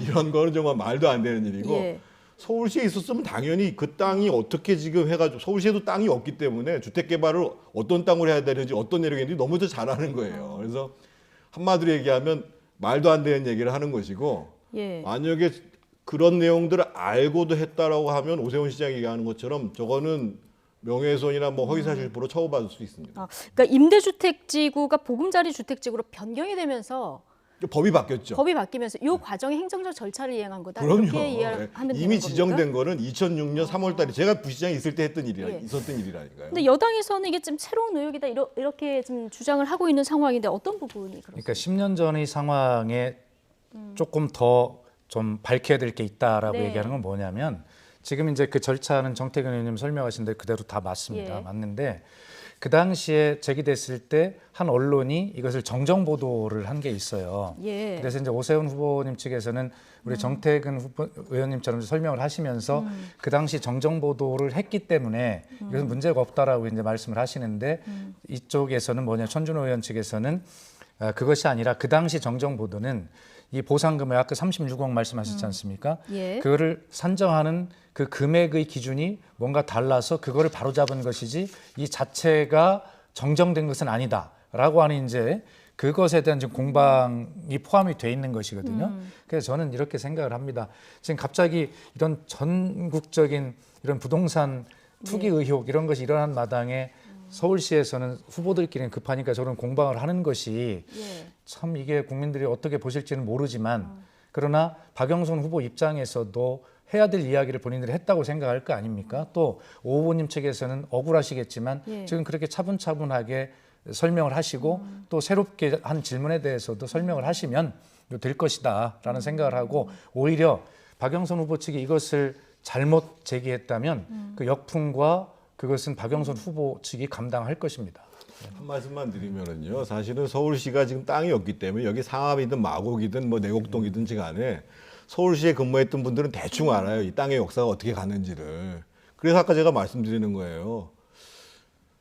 저 공격을 받고 있는 오 시장 입장에서 볼 때는 이건 뻔하게 알고도 저렇게 음해를 하는 거 아니냐. 예. 이렇게 오해를 할 수밖에 없는 거예요. 알겠습니다. 지금 의혹은 제기가 됐고 오세훈 시장은 모든 책임을 법적 책임을 묻겠다 이렇게 한 상황이라서 자, 이 부분이 앞으로 더 의혹이 제기가 되면서 이 공방전이 될지 아니면 수그러들지 좀 지켜봐야 될 것 같고요. 단일화 관련해서 짧게 하나만 여쭤보겠습니다. 어제 오세훈 후보가 한 방송에 나와서 안철수 후보 측이 지금 주장하고 있는 100% 일반 시민 여론조사 이쪽 방향으로 가는 것도 뭐 수용할 수 있다는 듯한 뉘앙스의 얘기를 했거든요. 이게 좀 단일화 협상이 조금 빨리 진척이 될까요? 지금 그 국민의당보다도 사실은 오세훈 후보는 훨씬 더 좀 당당하고 여유 있게 대응을 하고 있는데 지금 상승 기류라서 상승 그런 기류에 건가요? 특히나 이제까지 계속 후보를 압축해가는 과정들을 전부 여론조사를 했는데 국민의힘에서 그걸 계속 시민 경선을 도입하자라는 것들이 현실적으로 설득력이 떨어질 수밖에 없는 거거든요. 그래서 제가 봤을 때는 지금 오히려 나중에는 문항을 어떻게 만들 것인가, 소위 경쟁력을 만들 것인가, 적합도를 물 것인가, 그것이 최대의 쟁점이 될 것이고 지금 아마 이번 주중에 합의를 보고 아마 이제 한 주말 거쳐서 한두 차례 조사를 하게 되면 어쨌든 후보가 등록되는 3월 18일 전에는 단일화 문제가 매듭된다고 봐야 될 것 같습니다. 예, 민주당에서는 안철수, 오세훈 어느 후보가 좀 더 껄끄럽다고 얘기가 나오니까. 아니 지금 뭐 둘 다 껄끄럽게 드러나고 있지 않습니까? 예. 그러나 저희들은 애초에 저희들이 불리한 선거고 또 뭐 정권 심판을 하자고 하는 선거이기 때문에 분리할 수밖에 없는데 그나마 박영선 후보가 이 정도 지지를 나와주는 것만 해도 서울 시민께 감사한 일입니다. 김진애 후보와의 단일화 과정 속에서 치열한 TV 토론을 통해서 잘 어떤 정책 역량을 보여드릴 것이고 또 김진애 후보의 의원직 사퇴라고 하는 진정성 있는 초강수 배수진도 아마 저희들이 진심에 보탬이 될 거라고 생각을 해서 아마 뭐 저희들이 끝까지 아마 추격하면서 막판에 역전할 수 있는 발판이 될 것이다. 그렇게 생각하고 있습니다. 알겠습니다. 자, 오늘 LH 사태부터 재보선 이야기까지 박수현 더불어민주당 홍보소통위원장 그리고 정태근 전 의원 두 분과 함께 나눠봤습니다. 고맙습니다.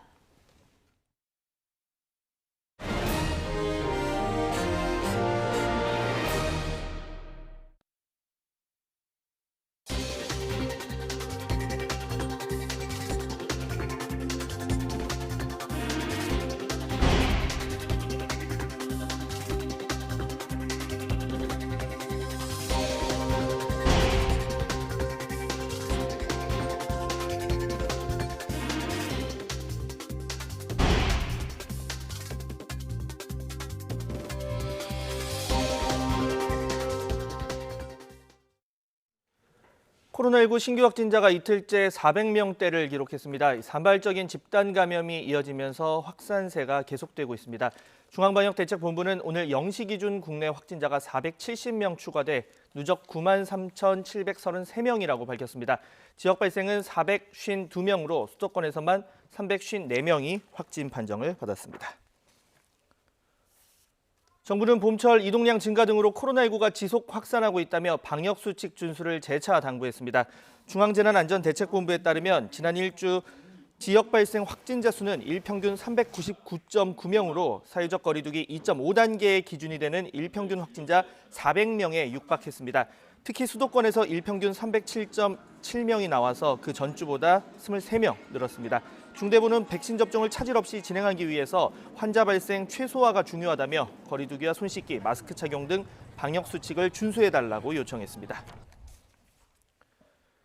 정세균 국무총리는 일부 요양병원에서 관리부실로 코로나19 백신을 폐기한 데 대해서 유감을 표명하고 재발 방지를 주문했습니다. 정세균 국무총리는 오늘 코로나19 중앙재난안전대책본부 회의에서 최근 경기와 전북, 울산 등지의 요양병원에서 냉장고 고장 등 관리부실로 보관 중인 백신 수백 회 분량을 폐기하는 안타까운 일이 있었다고 지적했습니다. 지금은 한 방울의 백신이 간절한 상황이라며 한 분의 국민이라도 더 접종하기 위해서 조금의 잔량까지도 활용하고 있는 마당에 사소한 부주의로 백신이 폐기되는 일이 있어서는 절대 안 된다고 강조했습니다. 앞으로 필수적인 공무나 중요한 경제활동으로 출국이 예정된 경우 코로나19 백신을 먼저 맞을 수 있게 됩니다. 중앙재난안전대책본부는 공무상 출장이나 해외 파병, 재외공관 파견 등 국익 관련 업무로 출국해야 한다면 우선 접종 대상이 된다고 밝혔습니다. 또 중요한 경제활동이나 공익 목적이 인정된다면 단기 해외 출장자도 대상이 될 수 있습니다. 오는 17일부터 관련 부처를 통해서 신청할 수 있고 해당 부처와 질병관리청의 승인을 거쳐 접종 여부가 최종 결정됩니다. 전파력이 더 강한 변이 바이러스가 확산하면서 사망자가 10만 명을 넘긴 이탈리아는 비상이 걸렸습니다. 이 백신의 빠른 공급을 위해서 러시아 백신의 자국 내 생산까지 추진하고 있습니다. 김태현 기자의 보도입니다. 지난해 초반 코로나 확산의 거점이었던 이탈리아 북부 롬바르디아주의 한 병원입니다. 160병상의 대부분이 코로나 환자인데 최근 영국발 변이 환자가 급증했습니다.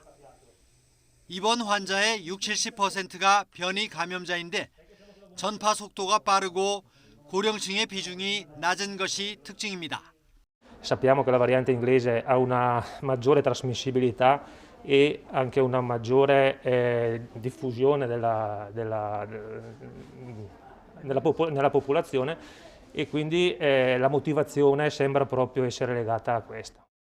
이탈리아에는 지난달 영국발 변이에서 파생된 B1525 바이러스까지 유입됐습니다. 영국발보다 전염성이 강한 이 희귀 변이는 독일에서도 확인돼 단기간에 19개 나라로 퍼졌습니다. 변이 확산 속에 코로나 사망자가 10만 명을 넘어선 이탈리아는 러시아 백신 현지 생산을 추진하고 있습니다. 롬바르디아주에 있는 스위스 제약사의 공장에서 7월쯤 유럽에서 처음 생산되는 러시아 백신 스푸트니크 V가 나오게 됩니다. 러시아는 유럽 시장 진출을 위해 백신 사용을 신청한 상태입니다. 유럽의약품청 고위 인사가 백신 승인 가능성이 낮다며 러시아 정부와 신경전을 벌이고 있지만 이미 46개국이 이 러시아 백신을 승인했습니다. YTN 김태현입니다.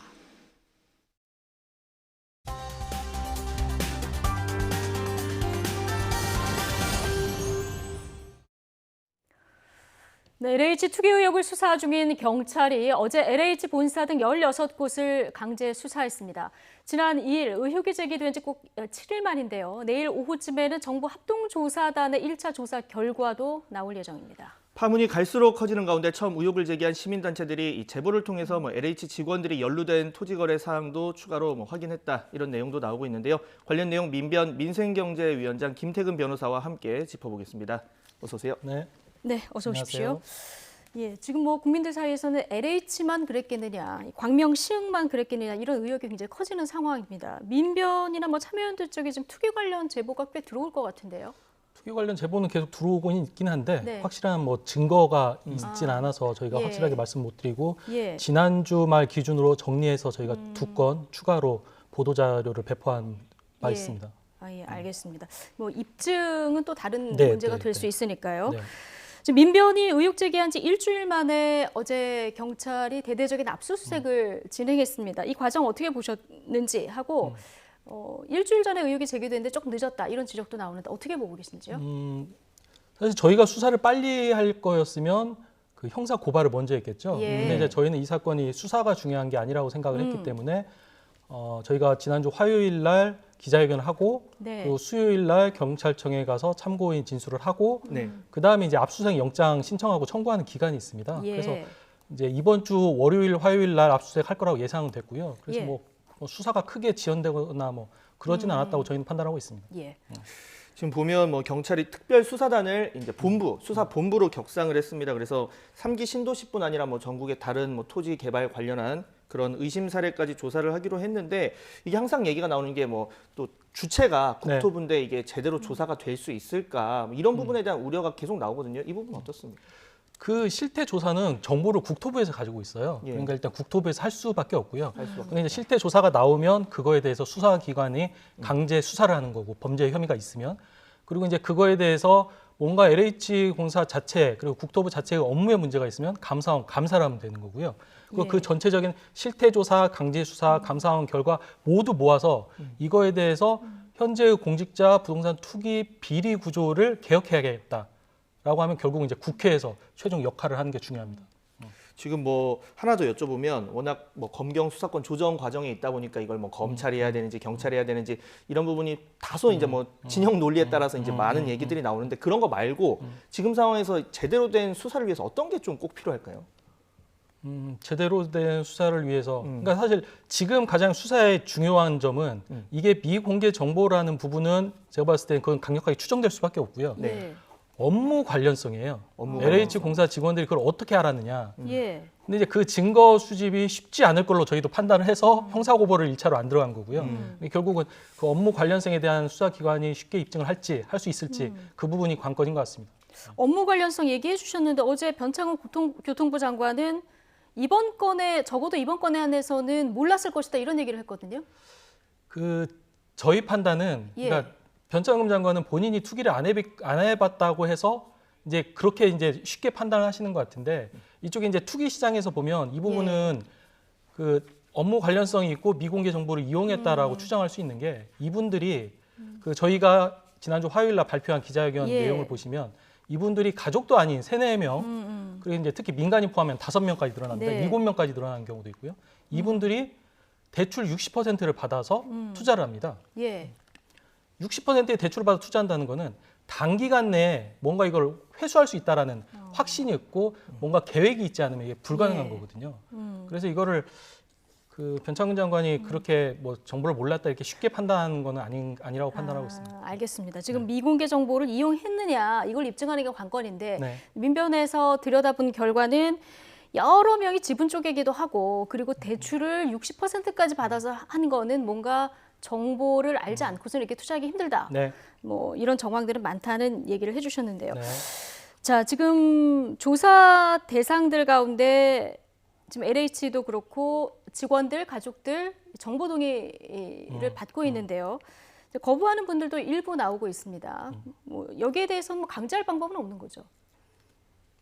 강제할 방법이 저희도 어제 좀 검토를 해봤어요. 예. 그 개인정보법상 총리실 산하의 개인정보 보호위원회가 있습니다. 예. 거기에서 이제 이걸 해서 필요하다라고 의결을 하면 굳이 본인이 동의하지 않아도 가능한데 근데 이제 저희가 봤을 때는 그 부분이 좀 어려운 이유가 뭐냐면 네. 그러니까 그쪽에서 어려운 이유가 뭐냐면 개인정보보호위원회는 원칙적으로 개인정보를 보호하기 위해서 만들어진 국가기관이에요. 예. 근데 그분들이 이 개인이 동의하지 않는데 이분들이 지금 범죄 혐의가 확인되지도 않는데도 불구하고 이거를 공개하도록 의결하기가 쉽지 않지 않을까라고 막연하게 지금 현재 추정하고 있는 상황입니다. 예. 그럼 이걸 어떻게 대응하는 게 좋습니까?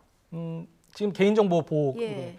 지금 어제 뉴스를 보니 좀 단순하게 좀 말씀을 드리면 LH공사 직원이 10,000명이에요. 네. 10,000명인데 그중에서 한 10분이 개인정보 동의를 안 했다는 겁니다. 예, 많지는 않죠. 예. 예. 근데 이걸 거꾸로 보면 10,000명 중에 9,990명은 동의를 했다는 거예요. 그렇죠. 그러면 저희가 맨 처음 기자회견을 했던 거는 이게 전수조사 필요성이 있기 때문인 거거든요. 그러면 10,000명 중에 9,990명이 동의를 했으면 99.9%는 일단 확인이 가능한 겁니다. 그렇죠. 그래서 이 부분에 대해서 99.9%가 개인 동의 확인을 하면 국토부 그 부동산 거래 관리 시스템이 거래 정보 시스템이 있습니다. 그러니까 그분들이 가지고 있는 부동산이 쭉 나오는 거예요. 그래서 일단 이거는 1차적으로 전수조사가 성과가 있을 것이다라고 생각을 추정을 하고요. 그 다음에 이제 또 국민분들께서 걱정이 되는 거는 그 10분은 어떻게 할 것이냐. 10분은 이제 사실 저희가 했던 건데 등기부 열람해서 그 등기 명의자랑 이 10분이랑 동의를 한지 일일이 대조해보는 수밖에 없습니다. 만약에 일일이 오히려 대조했는데 좀 좁혀졌다고도 볼 수 있겠네요. 네? 이렇게 좀 10명으로 좁혀졌다고도 볼 수 있겠네요. 그렇습니다. 예. 그렇습니다. 일일이 대조했는데 동일이 나온다. 이제 그때부터는 그분들에 대해서 강제 수사가 가능할 것으로 판단이 됩니다. 예. 제가 추가로 하나만 여쭤보고 다음 질문 넘어갈 텐데, 자 지금 뭐 10,000명 중에서 이제 9,990명이 동의를 했다. 근데 뭐 댓글도 그렇고 많이 나오는 얘기가 그럼 그 9,990명에 대해서 다 휴대전화를 들여다보고 이럴 게 아니니까 차명으로 한 경우 이렇게 인적으로 출발하는 경우 이게 조사가 제대로 되겠느냐, 결국 의심이 되는 땅에서 출발을 해야 하는 것 아니냐라는 얘기도 나오거든요. 이건 뭐 어려운 겁니까? 그래서 10분은 땅에서 출발하면 되는 거고요. 그리고 이제 인적 조사는 그 나름대로 의미가 있습니다. 그분들 부동산 정보가 못 나오기 때문에. 근데 이제 저희가 판단할 때는 차명 거래를 확실하게 막는 방법은 저희가 국회의 역할이 중요하다고 한 이유는 뭐냐면 우리나라 현행법상 현재 부동산 실명법이 있어요. 그래서 원칙적으로 부동산을 취득 등기를 할 때는 본인 명의로 등기를 해야 합니다. 근데 지금 현재 대법원 판례에서 이거를 이 법령이 실제로 그렇게 작성이 되어 있는데 이에 대해서 어떻게 해석하고 있냐면 실명으로 등기하지 않더라도 나중에 돌려받을 수 있게끔 되어 있습니다. 이 부분을 국회에서 그냥 부동산 실명법 위반을 했다라고 볼 수 있을 때 못 돌려받게 개정을 하면 됩니다. 아, 지금 실명으로 거래를 안 해도 돌려받을 수 있는 법적 근거가 있다는 말씀이신데요. 네. 그러니까 법적 근거가 부동산 실명법을 그렇게 대법원에서 해석을 해요. 실제로 그런 관련 규정이 있고. 그러니까 이 부분을 아예 차명 거래했을 때 그 사람한테 못 돌려받게 하면 이 부분은 좀 정리가 돼요. 근데 이게 지금 1970년 강남 신도시 개발서부터 1기 신도시, 2기 신도시 계속 문제가 되는데 이 법률을 안 만들죠. 왜 이 법률을 안 만들까? 그러니까요. 예. 왜 그럴까요? 이해관계자가 많기 때문이죠. 이해관계자가 많기 때문에. 차명 거래를 하신 분들이 많기 때문이죠. 공직자의 부동산 차명 투기가 많기 때문이라고 강력하게 주장하고 있습니다. 그러면 입법을 하는 국회 내에도 이해관계자가 많다 이렇게 보시는 거네요.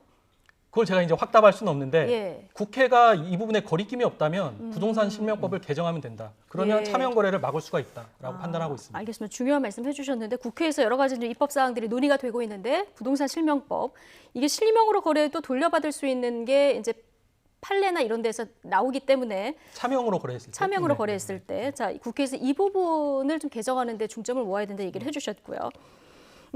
지금 총리실 산하의 합동조사단에서 조사가 진행되고 있고 내일 아마 1차 조사 결과가 발표될 예정인데요. 총리실에서 이제 민변과 참여연대가 먼저 의혹을 제기했으니까 이 조사에 좀 참여해달라 이렇게 요청을 한 것으로 들었습니다. 민변 측에서 이건 적절하지 않다 이렇게 얘기를 하는 걸로 들리는데 이유가 있으십니까? 실제 거절한 게 맞고요. 그러니까 맨 처음 저희가 정확한 표현을 제가 말씀드리기는 기억이 안 나는데 아무튼 저희가 기억한 바로는 사후 검증에 참여해달라는 취지였던 것 같습니다.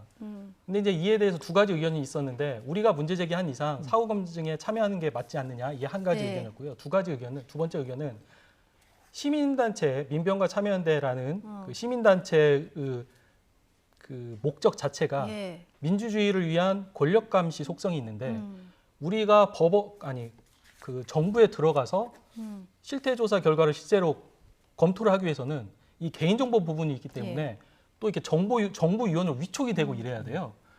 그러면 과연 이게 적절하냐? 시민단체 사람이 정부 위원으로 들어가서 사후검증위원으로 들어가는 게 적절하냐라는 또 반론이 있었고요. 근데 결론은 후자가 의견이 다수여서 이렇게 참여를 거절한 것으로 알고 있습니다. 뭐 그만큼 투명하고 공정한 이제 조사가 필요하다고 생각해서 그런 요청까지 한 것 같은데 그와 관련 조금 설명드리면 그 이제 국민들께서 이 부분이 불안하잖아요.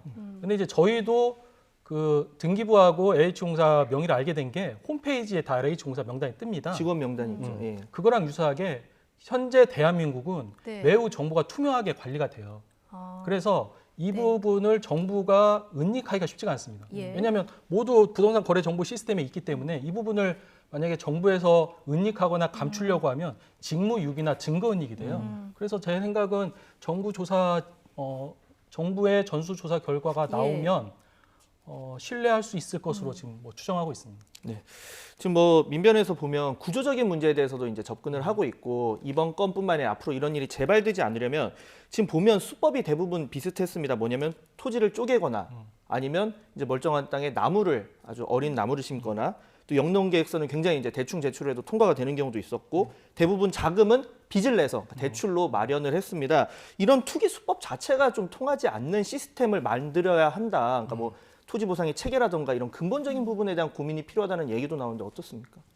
일단은 국민분들께서 가장 궁금해하시는 게 투기 환수 부분이죠. 근데 네. 투기 환수 부분은 좀 긴 얘기니까 조금 이따 하는 걸로 하고. 예. 근데 또 하나가 지금 약간 이제 국민들의 관심에서 멀어져 있는 하나의 쟁점이 있는데 민간인들이 그 허위로 농사를 짓는다는 네. 허위 영농 계약서를 만들어서 농지 투기를 하고 있는 부분이에요. 예.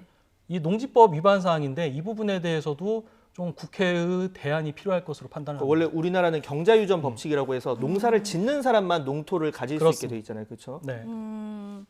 그러니까 이 농지법 위반에 대해서 국회에서 이 부분도 들여다봐야 된다는 말씀을 해주셨는데 제가 이거 법을 잘 몰라서 여쭤보는 건데 사실 지금 가장 허탈하고 화나는 분들은 국민들도 그렇지만 그 지역에서 계속 농사 지으면서 터를 잡고 사셨던 분들 아니겠습니까? 오늘 뭐 아까 나무 심는 분도 계셨지만 어떤 분들은 아예 형질 변경해서 땅을 갈아엎는 분들도 계셨거든요. 이거 땅 갈아엎으니까 새로운 작물을 심으려나 보다 인근 주민이 이렇게 생각을 했다는 거예요.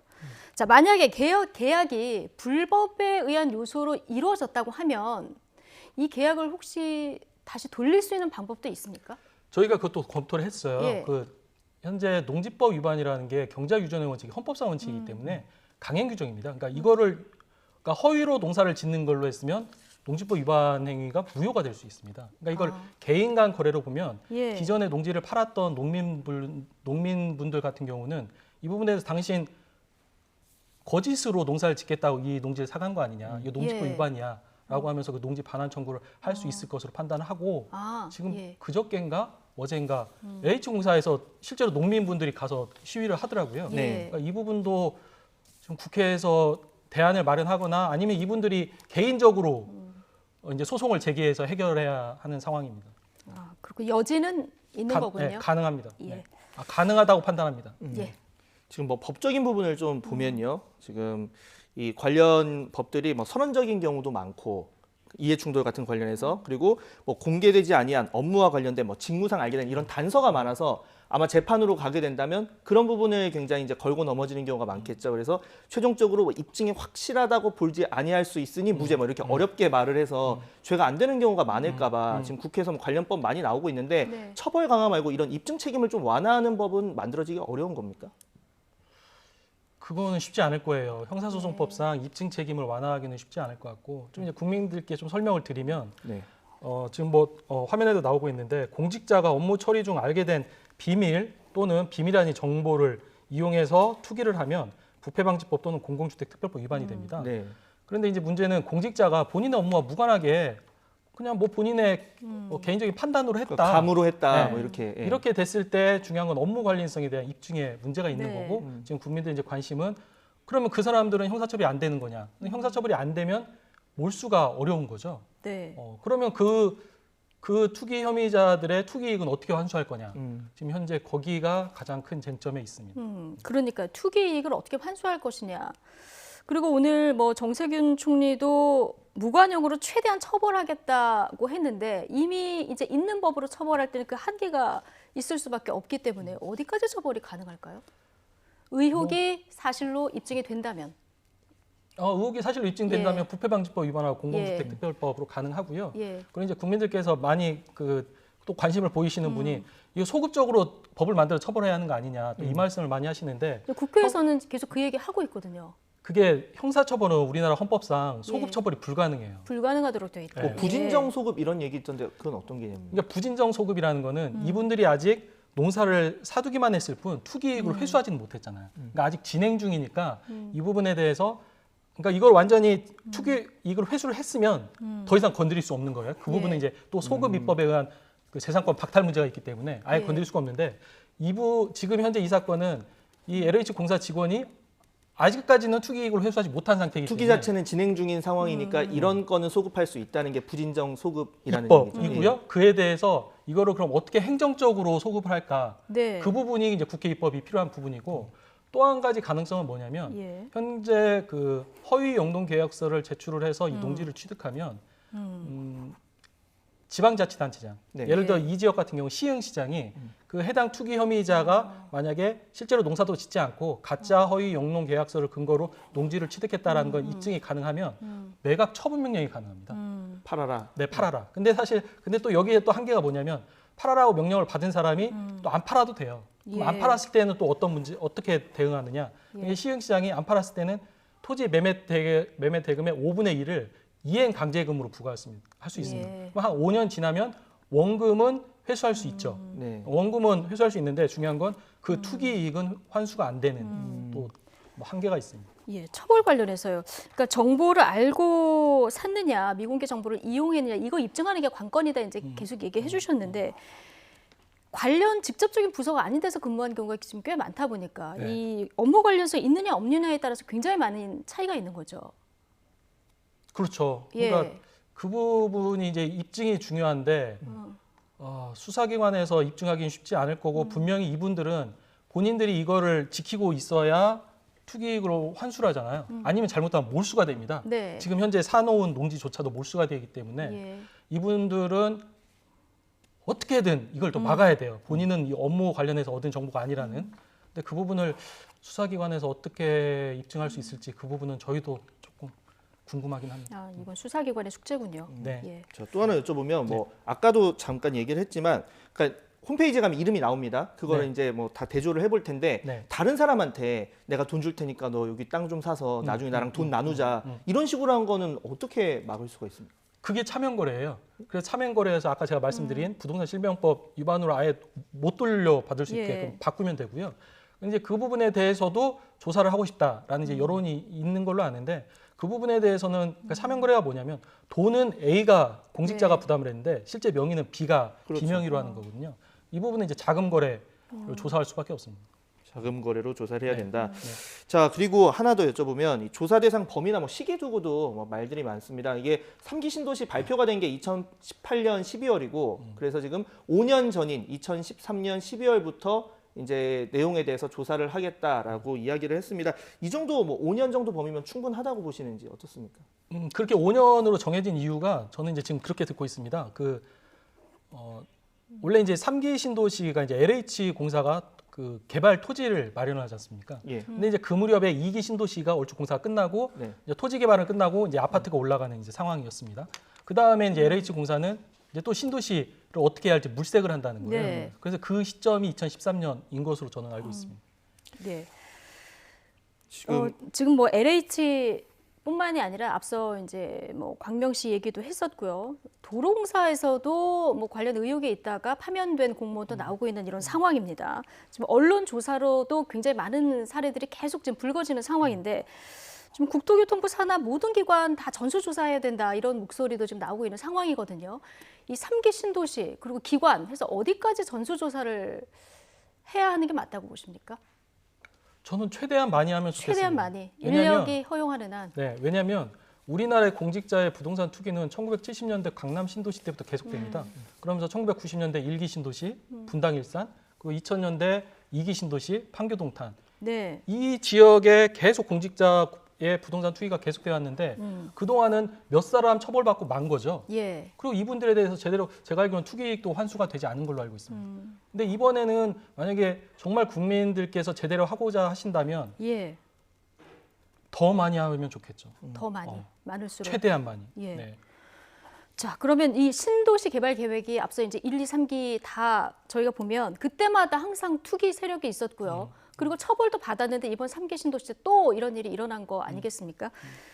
투기를 원천 차단할 수 있는, 그러니까 신도시가 사실 국민들 그 집 때문에 만드는 건데 이게 투기 온상이 되는 이런 어떻게 보면 좀 이해하기 어려운 이런 상황이 벌어진 건데 원천적으로 차단할 수 있는 가장 좋은 방법은 뭐라고 보십니까? 저는 그렇게 생각을 합니다. 이 공직자의 부동산 투기가 가능한 것은 본인의 지위, 예. 그리고 형사처벌의 위험도 있지 않습니까? 근데 공직자가 부동산 투기를 하는 이유는 그 지위와 형사처벌의 위험에도 불구하고 투기 이익이 더 크기 때문이에요. 그러면 이 투기 이익을 작게 만들면 못 하겠죠. 예. 그래서 그 부분을 이제 결국은 이제 투기 이익 환수와 관련해서 국회에서 특별법을 만들겠다고 하는데 그거를 어떻게 만들지가 지금 관건이라고 생각을 합니다. 네, 그 뭐 말씀하신 것처럼 투기이익을 작게 만들거나 아니면 잘 잡아내거나 해야 될 텐데 지금은 뭐 법망을 빠져나갈 요인도 많고 하다 보니까 이익은 크고 그러니까 그런 선택을 잘못된 선택을 하는 경우가 많은데 네. 자 지금 일단 조사 결과를 지켜봐야 됩니다. 그런데 만일에 이게 뭐 몇몇 개인의 일탈이다 이렇게 결론이 나면 국민적인 불신도 굉장히 클 것 같아요. 이런 부분 좀 염려가 나오는데 이 부분 어떻게 해소해야 될까요? 그래서 저희는 그 사람에게 초점을 맞추지 않습니다. 이거는 몇 사람 처벌된다고 해결된 문제는 아니고요. 몇 사람 처벌되는 대신 몇백 명, 몇천 명이 투기이익을 얻을 거거든요. 그래서 국민들께서도 이거를 형사처벌의 관심을 주시기보다는 이 투기이익을 어떻게 환수하는 법을 국회에서 만들 것인지 그 부분에 대해서 관심을 가져주시면 더 좋을 것 같습니다. 예. 지금 들여다볼 게 굉장히 많은데요. LH나 SH 있다가 나가서 다른 관련 뭐 부동산 그 투자 회사라든가 이런 데로 가신 분들도 꽤 많습니다. 이후에 뭐 유착 관계가 의심되는 사례들이 꽤 나올 수밖에 없는데 이런 일탈을 어디서부터 어디까지 잡아야 될지도 고민인 것 같은데요. 차제 이런 것들도 못하게 하는 부분도 좀 들여다봐야 될 것 같은데요. 그것도 어렵죠. 저희가 기자회견 때 14분 얘기했는데 또 그중에서 2분은 전직이라는 거예요. 전직. 그러니까 퇴직한 공무원하고 현직 공무원들하고 이분들하고 또 정보 교류가 있는 거죠. 예. 이제 이런 상황이고 이제 그 부분에 대해서 또 이제 LH 공사 퇴직 직원에 대해서는 또 거기 공사 나름대로 또 정관 예우가 또 작동을 하는 것 같습니다. 네. 그러니까 그 부분에 대해서 또 이렇게 불공정한 정관 예우 아니면 불공정한 정보 공유 이 부분을 어떻게 차단할지도 결국 이제 국회에서 해결할 문제입니다. 국회가 할 일은 굉장히 많군요. 예. 사실 뭐 이런 공기업 직원들 뭐 그리고 공공기관에 근무하는 분들에 대한 통제, 공정성의 문제에서 얘기가 나오는데 항상 그럴 때마다 나오는 얘기가 뭐 나는 사경제활동인데 제한을 하려고 하냐 뭐 이런 얘기를 해서 참 답답하게 만드는 부분이 많은데 관련해서 뭐 국회가 할 일이 정말 많다는 생각이 듭니다. 앞으로 더 좀 지켜보도록 하겠습니다. 네, 지금까지 민생경제위원장 김태근 변호사와 함께했습니다. 오늘 말씀 감사합니다. 잘 들었습니다.